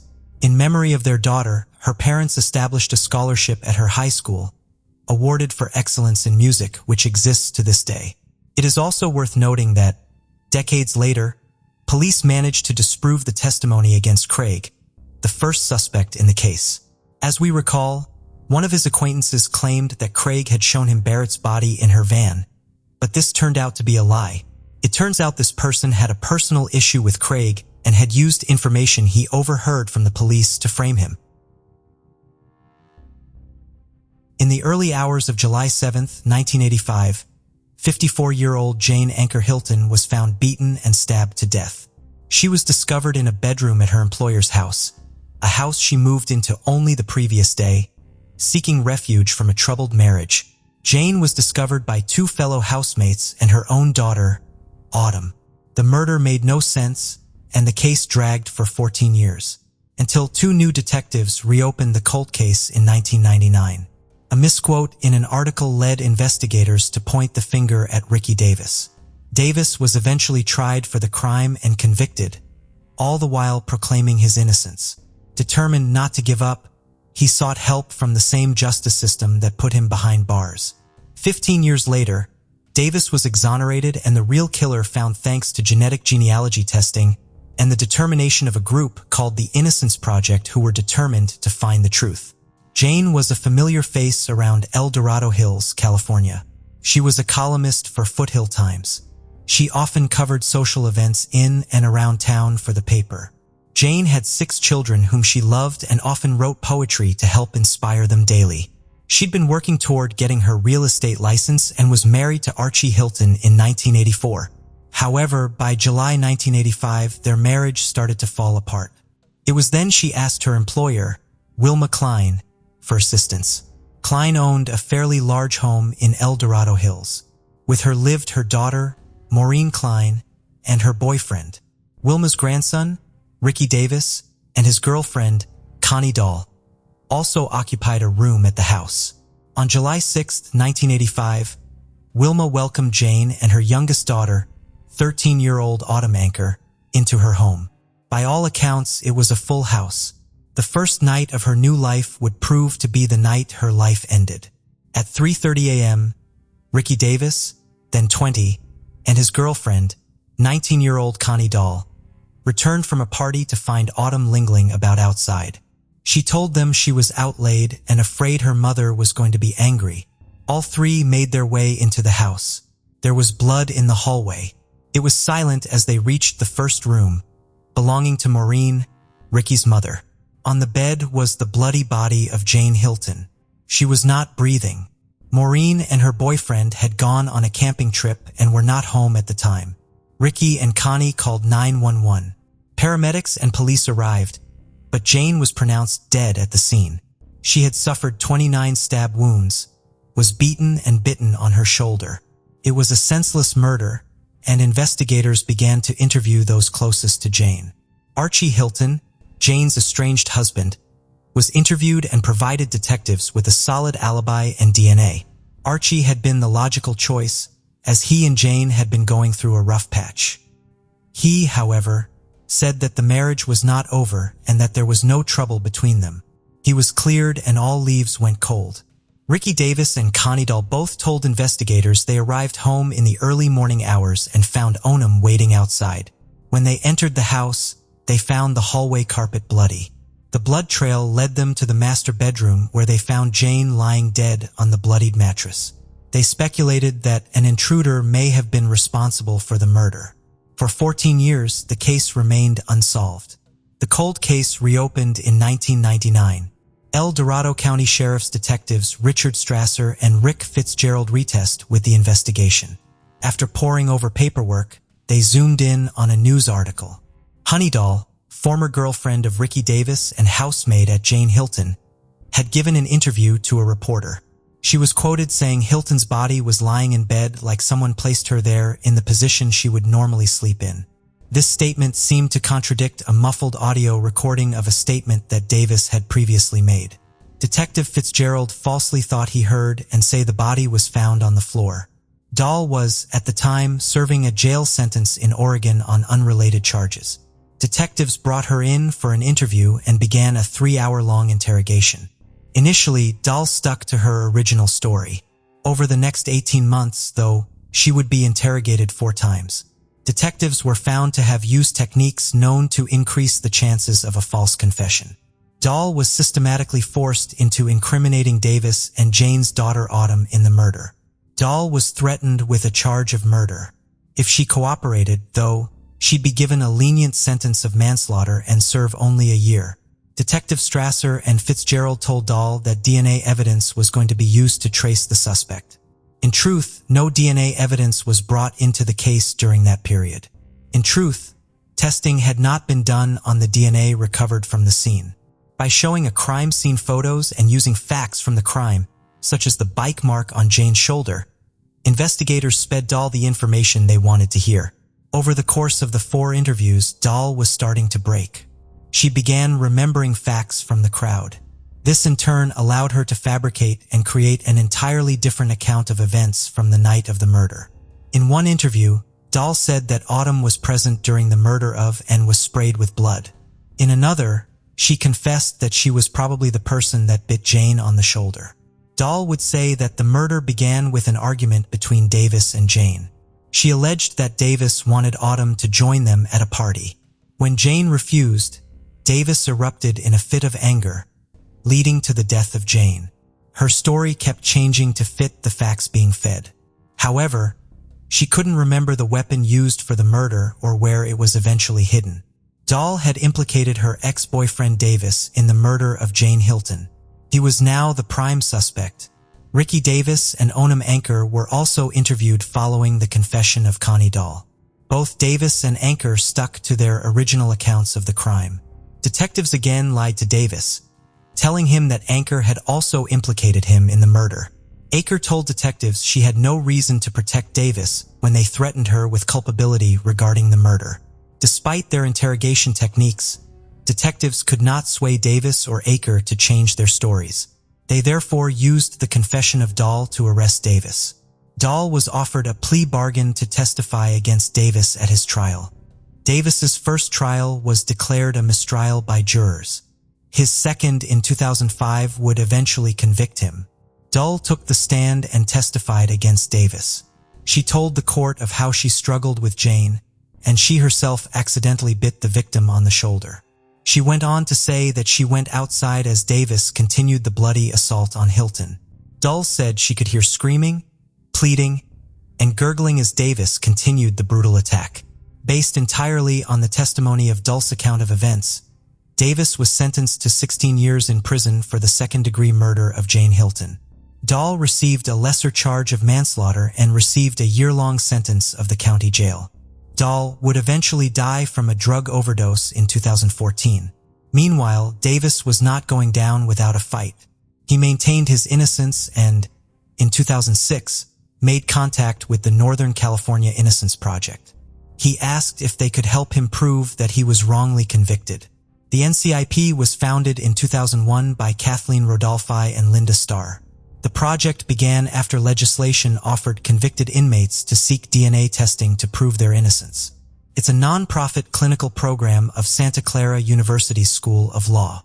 After Davis made contact with the NCIP in 2006, his case was put through a thorough re-examination. Cooperation between the NCIP and the El Torado County District Attorney's Office allowed for the DNA recovered from the crime scene to be retested post-conviction. Evidence from the crime scene included Hilton's neck gown and biological material found under her fingernails. The results revealed an unknown male DNA profile. DNA from Hilton's fingernails and neck gown were both found to be from the same source. Test results eliminated Davis, Dahl, and Anker. This proved Dulles' testimony was contradictory to the physical evidence and therefore had to have been fabricated. The DNA also proved Archie Hilton innocent. Unfortunately, he had passed away by the time results were released. The DNA profile file was entered into the FBI Combined Index DNA System, CODIS, but no matches were found. Although the evidence seemed to prove Davis's consistent claim of innocence correct, there were some hurdles that still needed to be jumped. The NCIP successfully argued that had the DNA results been presented to the jury during Davis's trial, the outcome would be different. However, until January 2017, the California standard required that new evidence point unerringly to innocence. It was considered an almost unattainable standard. In 2015, a false confession expert, Richard Leo, reviewed transcripts of Dahl's interrogations. Leo concluded that the methods used by detectives during the interrogation of Dahl were designed to pressure and persuade Dahl to adopt an account that matched the detective's pre-existing beliefs about how and why the murder of Jane Hilton occurred. In 2016, though, the NCIP co-sponsored Senate Bill 1134. This bill allowed wrongfully convicted inmates like Davis to prove that new evidence would likely have been compelling to a jury. NCIP attorney Melissa O'Connell filed a petition for a new trial based on the new DNA evidence testing. Championed by former California State Senator Martha Leno, the bill was passed in January 2017, putting California's standard in line with about 43 other states. In 2019, Superior Court Judge Kenneth Malakian vacated Davis's 2005 conviction and ordered a new trial, initially set to start in fall of 2019. However, the judge announced the trial would take place in April 2020, citing for defense attorney's health as the catalyst for change in date. However, the fate of the trial was about to change once again. Advancements in DNA testing led to Davis becoming the first convicted person in California and the second in the United States to be exonerated for a crime. Genetic genealogy is a fairly new DNA testing concept. It involves taking DNA evidence from a crime scene and sending them to genetic companies. These companies then search family tree databases to find their potential match. In February 2020, DNA evidence matched to a man considered an unlikely suspect. El Dorado County Attorney Vern Pearson announced in February 2020 that a new suspect had been identified as the man linked to the DNA evidence found on Jane Hilton's body. Following the arrest, many people spoke to the media about the man they knew as Michael Green. Green was a longtime resident of Roseville, California. He graduated from Oakmount High School in 1986. He was described as an easygoing, kind person, even-tempered and even super chill. One classmate who wanted to remain anonymous could not understand why Green would go to El Dorado Hills and brutally murder a woman. According to reports, Green was 17 years old at the time of Hilton's murder. On the night of July 6, 1985, the victim's daughter, Autumn, met Green and two of his friends, Calvin and Stephen. They hung out together at the park when Autumn decided to go home and have a shower before returning. Allegedly, Autumn told her mother she was going to another friend's house for the evening. Instead, she returned to the park to join the boys. What happened next is pure speculation. Investigators believe that during this time, broke into the house and was confronted by Jane. In a struggle to get away, Green may have attacked her in a frenzy. Following the attack, Jean's body was discovered by Davis, Dahl, and Otto when they returned home. Green had no criminal convictions either before or after the murder. It seems he'd led a normal life until DNA linked him to the gruesome crime. The other two boys who were with Green were tracked down shortly after his arrest. Kelvin, unfortunately, had died some time ago. Stephen, however, was found and interviewed the day after the arrest. He was being treated as a witness and not a participant.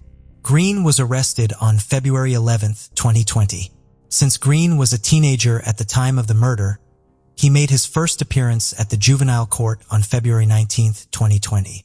District Attorney Vern Pearson said that, procedurally, the court has to go through some steps on the juvenile side of it. Following this was granted the transfer so that he could be tried as an adult. He waited 2 and 1 years before he would be tried in court. Green pleaded no contest on July 29, 2022. This plea means Green gave up his right to a jury trial. A jury trial meant he was to face a charge of first-degree murder.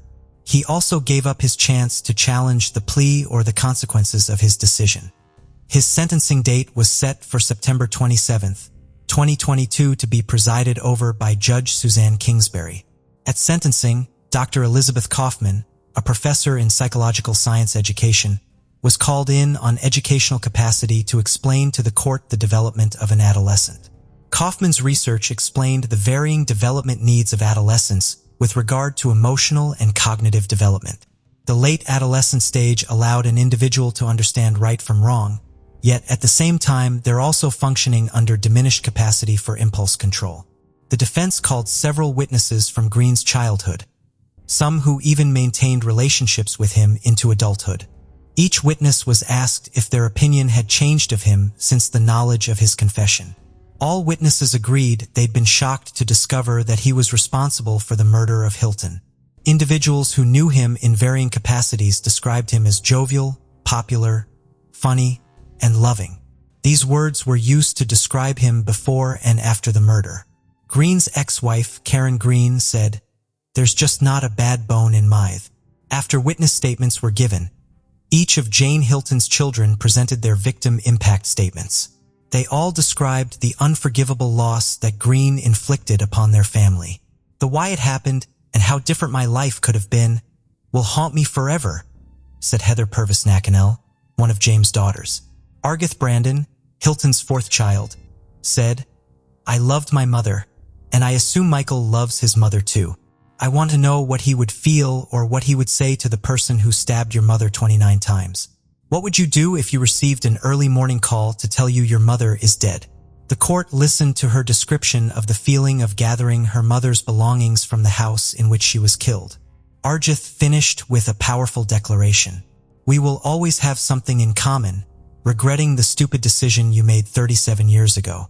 Hilton's son Ian echoed his sister's sentiments. He went on to explain the uncertainty the family faced and the recurring bankers they suffered, especially after the crooked finger of Bling was pointed at his own sister, Autumn. He broke down in tears as he ended with an almost inaudible remark, "All the words we say will never bring my mother back." Autumn was the last to speak. Her statement showed true agony as she recounted the cloud of suspicion she'd lived under for the last 2 decades. Recounting the day, 2 Crew Cup FIC mustache detectives came into her house telling her they found the people responsible for her mother's death. She was then repeatedly accused of biting her mother and helping move her body from the floor to the bed. Autumn went on to say that if she hadn't said the word lawyer at that point, she did not know how much further the intimidation tactics of the investigators could have gone. Afterwards, Deputy District Attorney Jay Linden read a statement on behalf of the family. In the statement, asked Green what made him end Jane's life in such a brutal manner. "You beat her. She had numerous wounds around her head and face. By your own words, you kicked her jaw. You bit her on the shoulder. Why was that?" Linden continued to read the statement that expressed how Green didn't just murder Jane. He destroyed numerous lives in the process. Linden then asked Green if he'd given any thought about Jane and who she was. He pointed out her achievements and the love she had for each of her children. In closing arguments, Margaret Husser, Green's defense attorney, stressed the idea that he was unable to stop himself. She emphasized that he did not know what he was doing was wrong, as he was an adolescent at the time. This argument was based on the testimony of expert witness Dr. Kaufman. She asked that the court show mercy as she read off the multiple penal codes and rules of the court. Judge Kingsbury interjected by saying, "The court is not going to put him on probation," effectively ending any further comment from the defense. In response, Linden thanked the court and said the application for probation was offensive. He said, "It was a smack to this family who had endured this predicance." Linden stated that he already got away with murder for 37 years. Placing him on probation allowed him to get away with more. Judge Kingsbury said she had heard a multitude of arguments about murder cases surrounding adolescent development. She remarked that after her 26 years on the bench, Jane Hilton's murder was by far the most brutal. Before passing her sentence, Kingsbury asked the family for their forgiveness for the trauma they had suffered, although she was not originally assigned the case. She also hoped they would heal from the pain, as it would have been their mother's wish. Kingsbury then encouraged Green to use all resources at his disposal in the California Department of Rehabilitation. "You're the key to the questions these people have. Doing that could ultimately help you with your outcome as it relates to parole," said Kingsbury. In closing, Kingsbury pointed out that she had heard from his friends that there's a great side to him and that he has much to offer. She also said he was young enough to be released and live a productive life. Green was sentenced to 15 years to life and remained at the El Dorado County Jail. He will then be transferred to the California Department of Rehabilitation. Restitution will be decided after further consideration by the court. Davis was released on February 13, 2020, and planned to celebrate over pizza with his family. His lawyer, Melissa O'Connell, said he will be entitled to more than $750,000 in state compensation for the wrongful conviction. Although the amount was high enough for him to re-enter society and start afresh, O'Connell said it could not make up for the years of freedom that he lost. Davis went on to sue the state for damages, covering the period from May 21, 2002 to February 13, 2020, for a whopping $18 million. The lawsuit knew El Dorado County, as well as former detectives Richard Strasser, Rick Fitzgerald, Bill Wilson, who's deceased and being sued through his estate, and Larry Hennig. Sheriff's Office pathologist Dr. Robert Anthony has also been included in the complaint. The Village Life newspaper reported that Davis was homeless after being released. The lawsuit is still pending as of 2022. In September 2022, California passed Assembly Bill 2644. This bill would, commencing January 1, 2024, prohibit law enforcement officers from employing threats, physical harm, deception, or psychological manipulative interrogation tactics, as specified during a custodial interrogation of a person 17 years of age or younger. The bill faced opposition, but District Attorney Van Pearson is urging all law enforcement to stop using intimidation tactics. Pearson stated that 10 years ago, he would have viewed the methods used to get a confession differently. However, after seeing the true impact it can have, he believed there is room for change. This also comes after research points to deceptive tactics being used for years by law enforcement that will presume guilt and focus on getting a confession rather than getting the full story. The district attorney is implementing this new policy in his office and is urging other district attorneys to do the same. El Dorado County DA's office will now reject any case where the primary evidence is a confession obtained using threats, lies, or psychological manipulation interrogation tactics. These measures are to ensure that no one is ever again convicted based on a coerced false confession like the case of Ricky Davis. Pearson personally apologized to all involved in the miscarriage of justice caused by the tactics used by then investigators into the brutal 1985 murder of Jane Hilton. After 37 years, the right man is finally facing justice. Yet the lives of so many were left broken by mistakes and false accusations. For Jane Hilton's family, hopefully they can now pick up the pieces after being divided over the innocence of their own sister, Onam. Ricky Davis can never regain the liberty he lost. And Michael Green destroyed not only the lives of the victim's family and friends, but the lives that he touched in the years before and after the murder. What are your thoughts on today's case? Did Michael Green deserve the sentence he received? Does this clean record, minus the murder, make him innocent of intentional murder? How could he let an innocent man take the blame for his actions? Can Ricky Davis ever get his life back on track, even when he does receive compensation? And why is it taking so long? Jessica Lynn Kaler was born on May 8, 1982 in Austin, Texas. She lived there with her parents and two brothers until the family later moved to a small town called Pflugerville. Jessica was warm, friendly, and easy to get along with. Making friends came naturally to her. But she wasn't just social, she was also incredibly driven. Even in high school, she had a clear goal. She wanted to be a teacher. To make that dream a reality, she enrolled at Texas State University. She earned her bachelor's degree in science. But she didn't stop there. Jessica decided to continue her education and work toward a master's degree. At the same time, she took a job as a teaching assistant at an elementary school. On top of that, she worked part-time at a grocery store. With student loans to pay off and bills stacking up, she had no choice but to juggle multiple jobs. But even with her packed schedule, she never lost her positive spirit. Jessica believed that all the hard work would eventually pay off. She was determined to make it happen. In September 2009, at 27 years old, Jessica was still balancing her studies with two jobs. She was hopeful that soon she'd land a full-time teaching position at her school and finally focus on the career she had always dreamt of. On September 7th, Jessica had the day off, so she spent it with her friends and her cousin Melanie. They started the day by hanging out at the pool, then went out for dinner. Later, they stopped by a bar, played some pool. When the night wrapped up, Jessica took on the role of designated driver, making sure everyone got home safely. Melanie was the last one she dropped off. By then, it was almost 1:30 in the morning. She offered Jessica to stay the night, but Jessica declined. She had an early shift at the grocery store and needed to stop by a 24-hour store to grab some food for her dogs. So, after saying goodbye to her cousin, she headed out. A few hours later, as morning approached, Melanie got a call from one of Jessica's co-workers. She told her that Jessica hadn't shown up for her shift, which was pretty strange because Jessica had never skipped work without a good reason. Plus, by that time, she had been promoted to store manager, which meant even more responsibility. Melanie started to worry and called a few friends, but none of them had heard from Jessica that morning. Next, she reached out to her brother, John.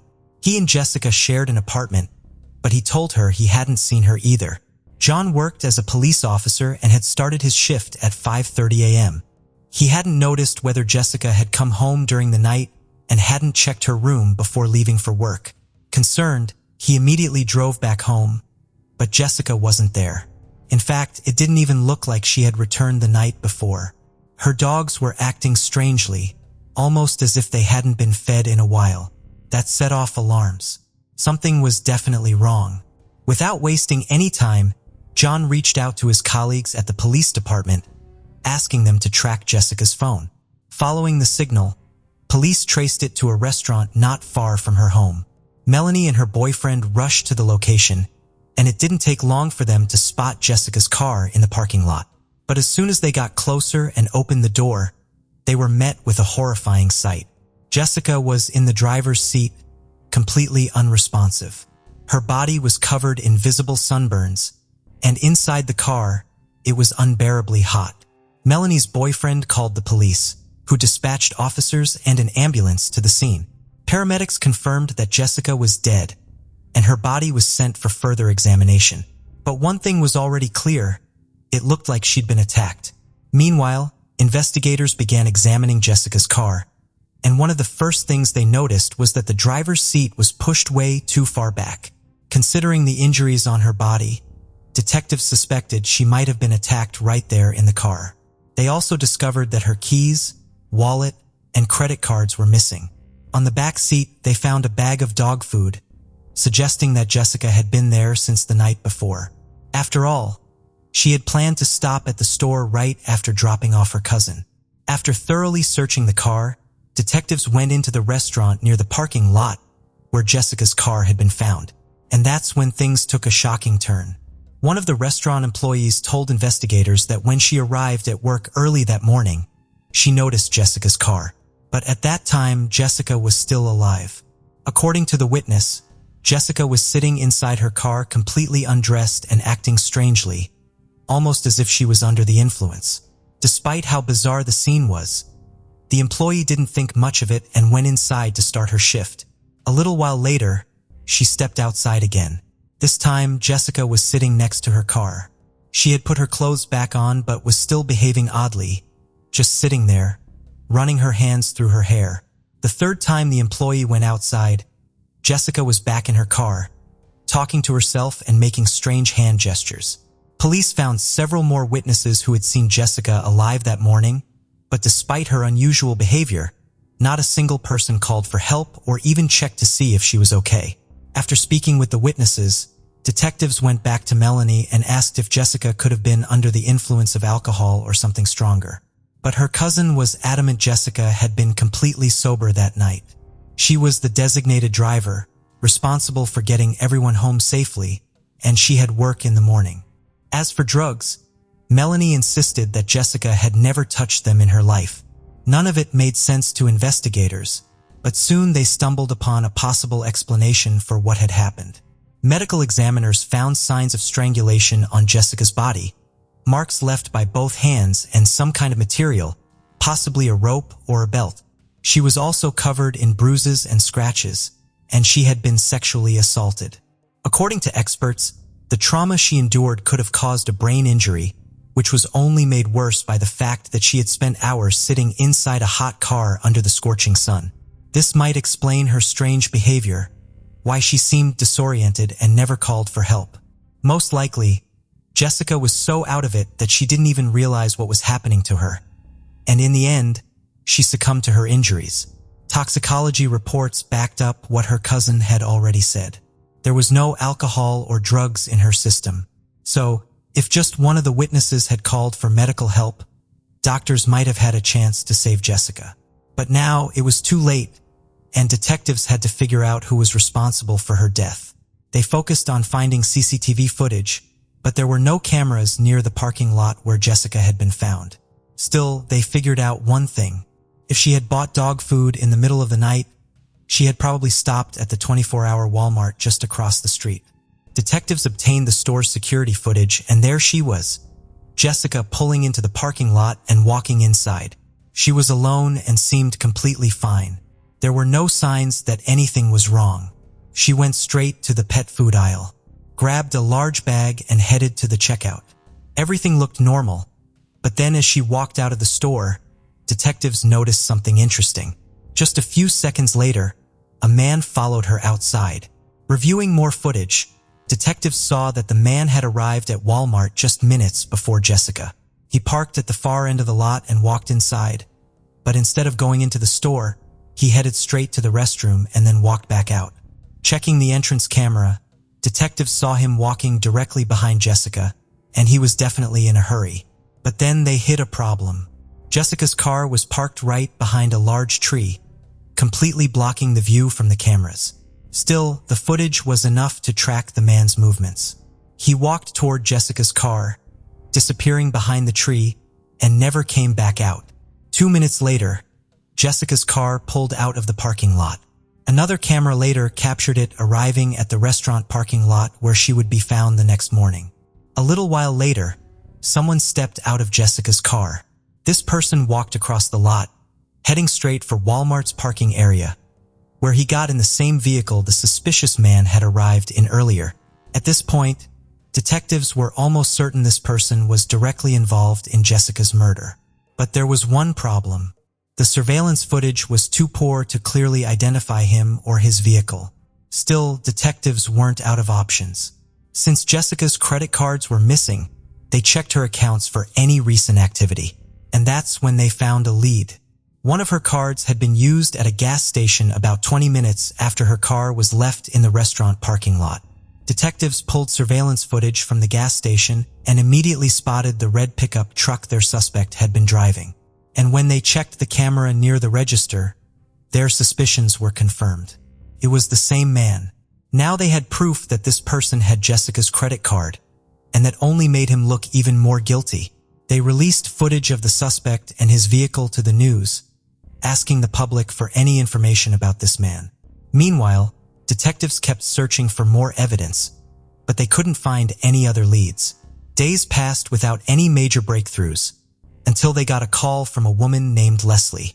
She told them that the man in the footage looked a lot like her fiancé's best friend, 29-year-old Crispin Harmel. But that wasn't all. According to Leslie, Crispin was supposed to stop by that evening to pay back the money he owed, but he never showed up. Later, when she saw the news report about Jessica's murder, she immediately recognized him in the surveillance footage. She couldn't believe he might be involved in something so horrific, but she still knew the right thing to do was call the police. Detectives began digging into Crispin's background and quickly uncovered an interesting detail. Just weeks before Jessica's murder, a patrol officer had pulled him over for driving with an expired license. When investigators reviewed the officer's body camera footage, they confirmed that Crispin closely resembled their suspect. Even more telling, he was wearing the exact same baseball cap as the man in the surveillance footage.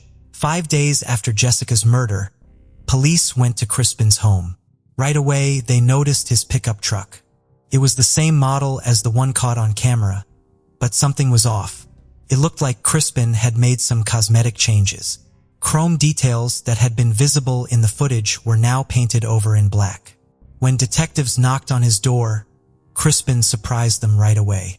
Without hesitation, he admitted that he had met with Jessica that night.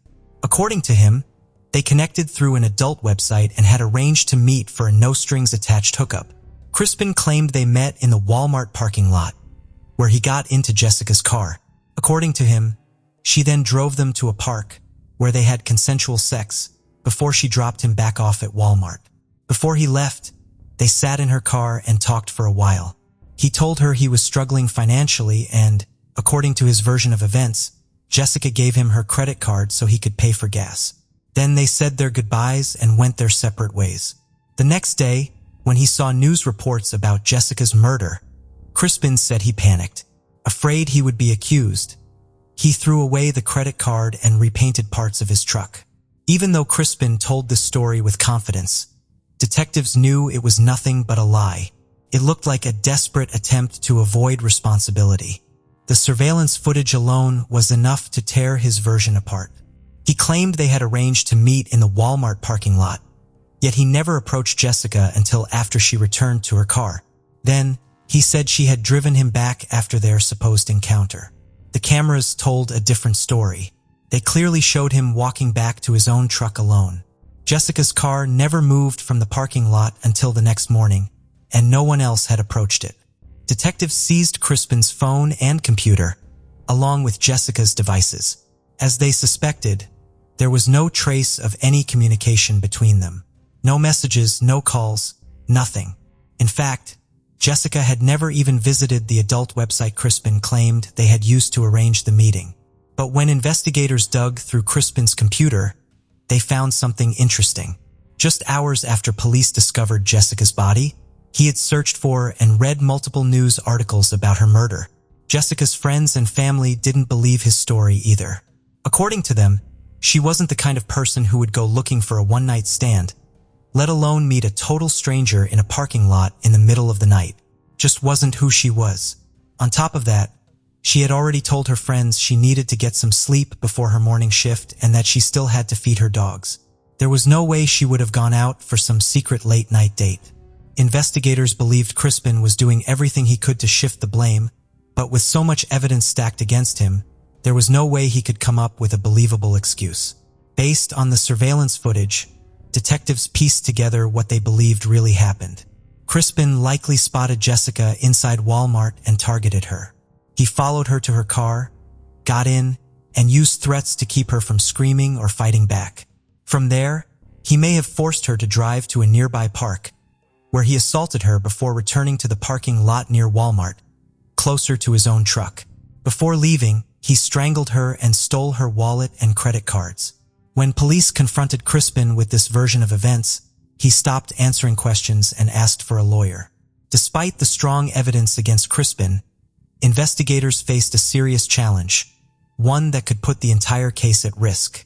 The fact that Jessica had remained alive for several hours after the attack created a major legal hurdle. The problem was that medical experts couldn't say with absolute certainty why this had happened.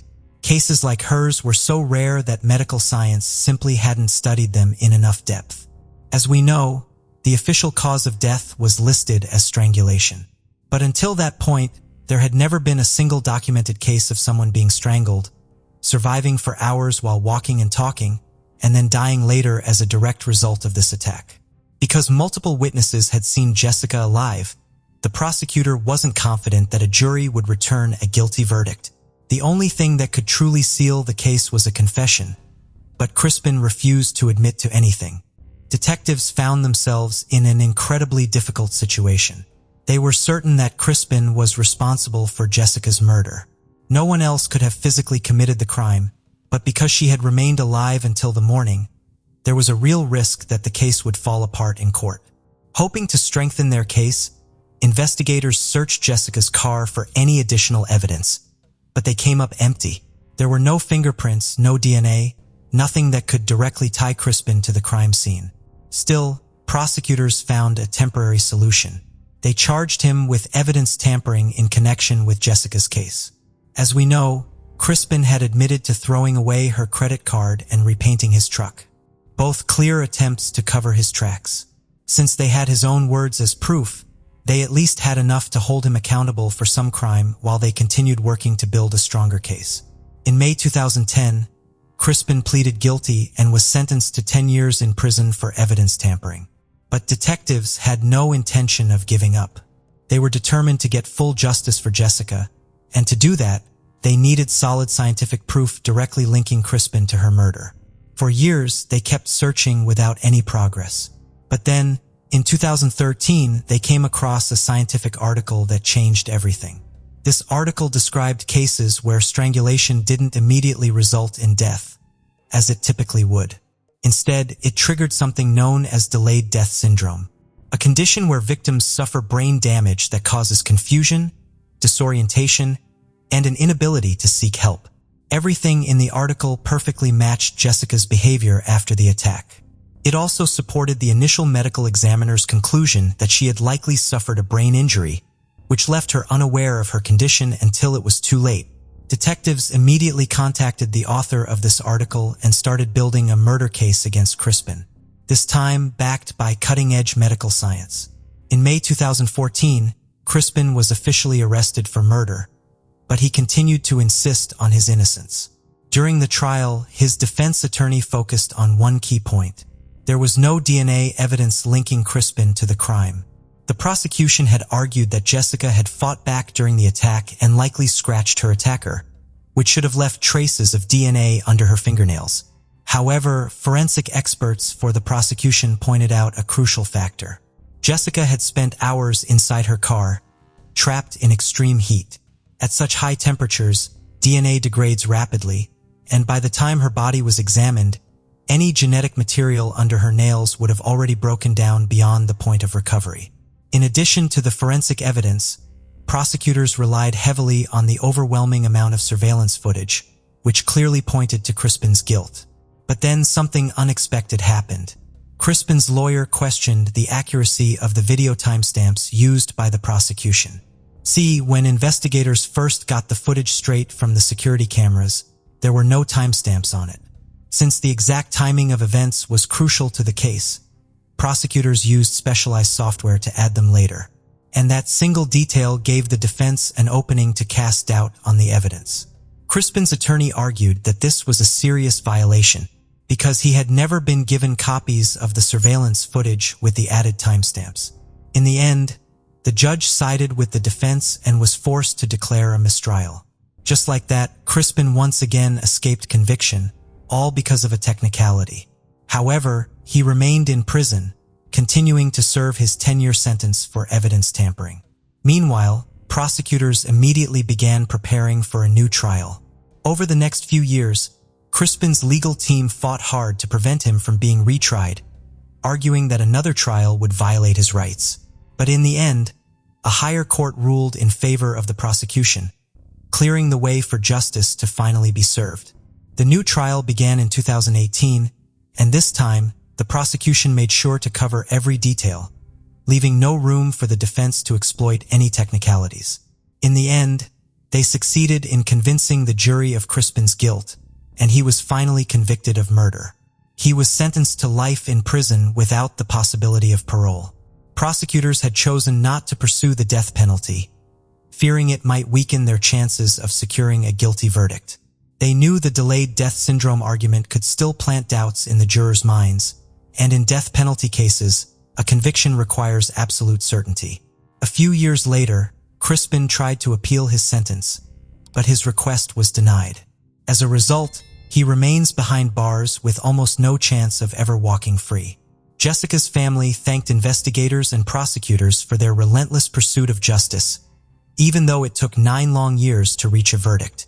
However, they also admitted that before the sentencing, they had hoped it might bring them some relief and closure. But in reality, no punishment for Crispin could ever truly ease their pain. Thank you for joining us on this journey into the depths of unsolved mysteries.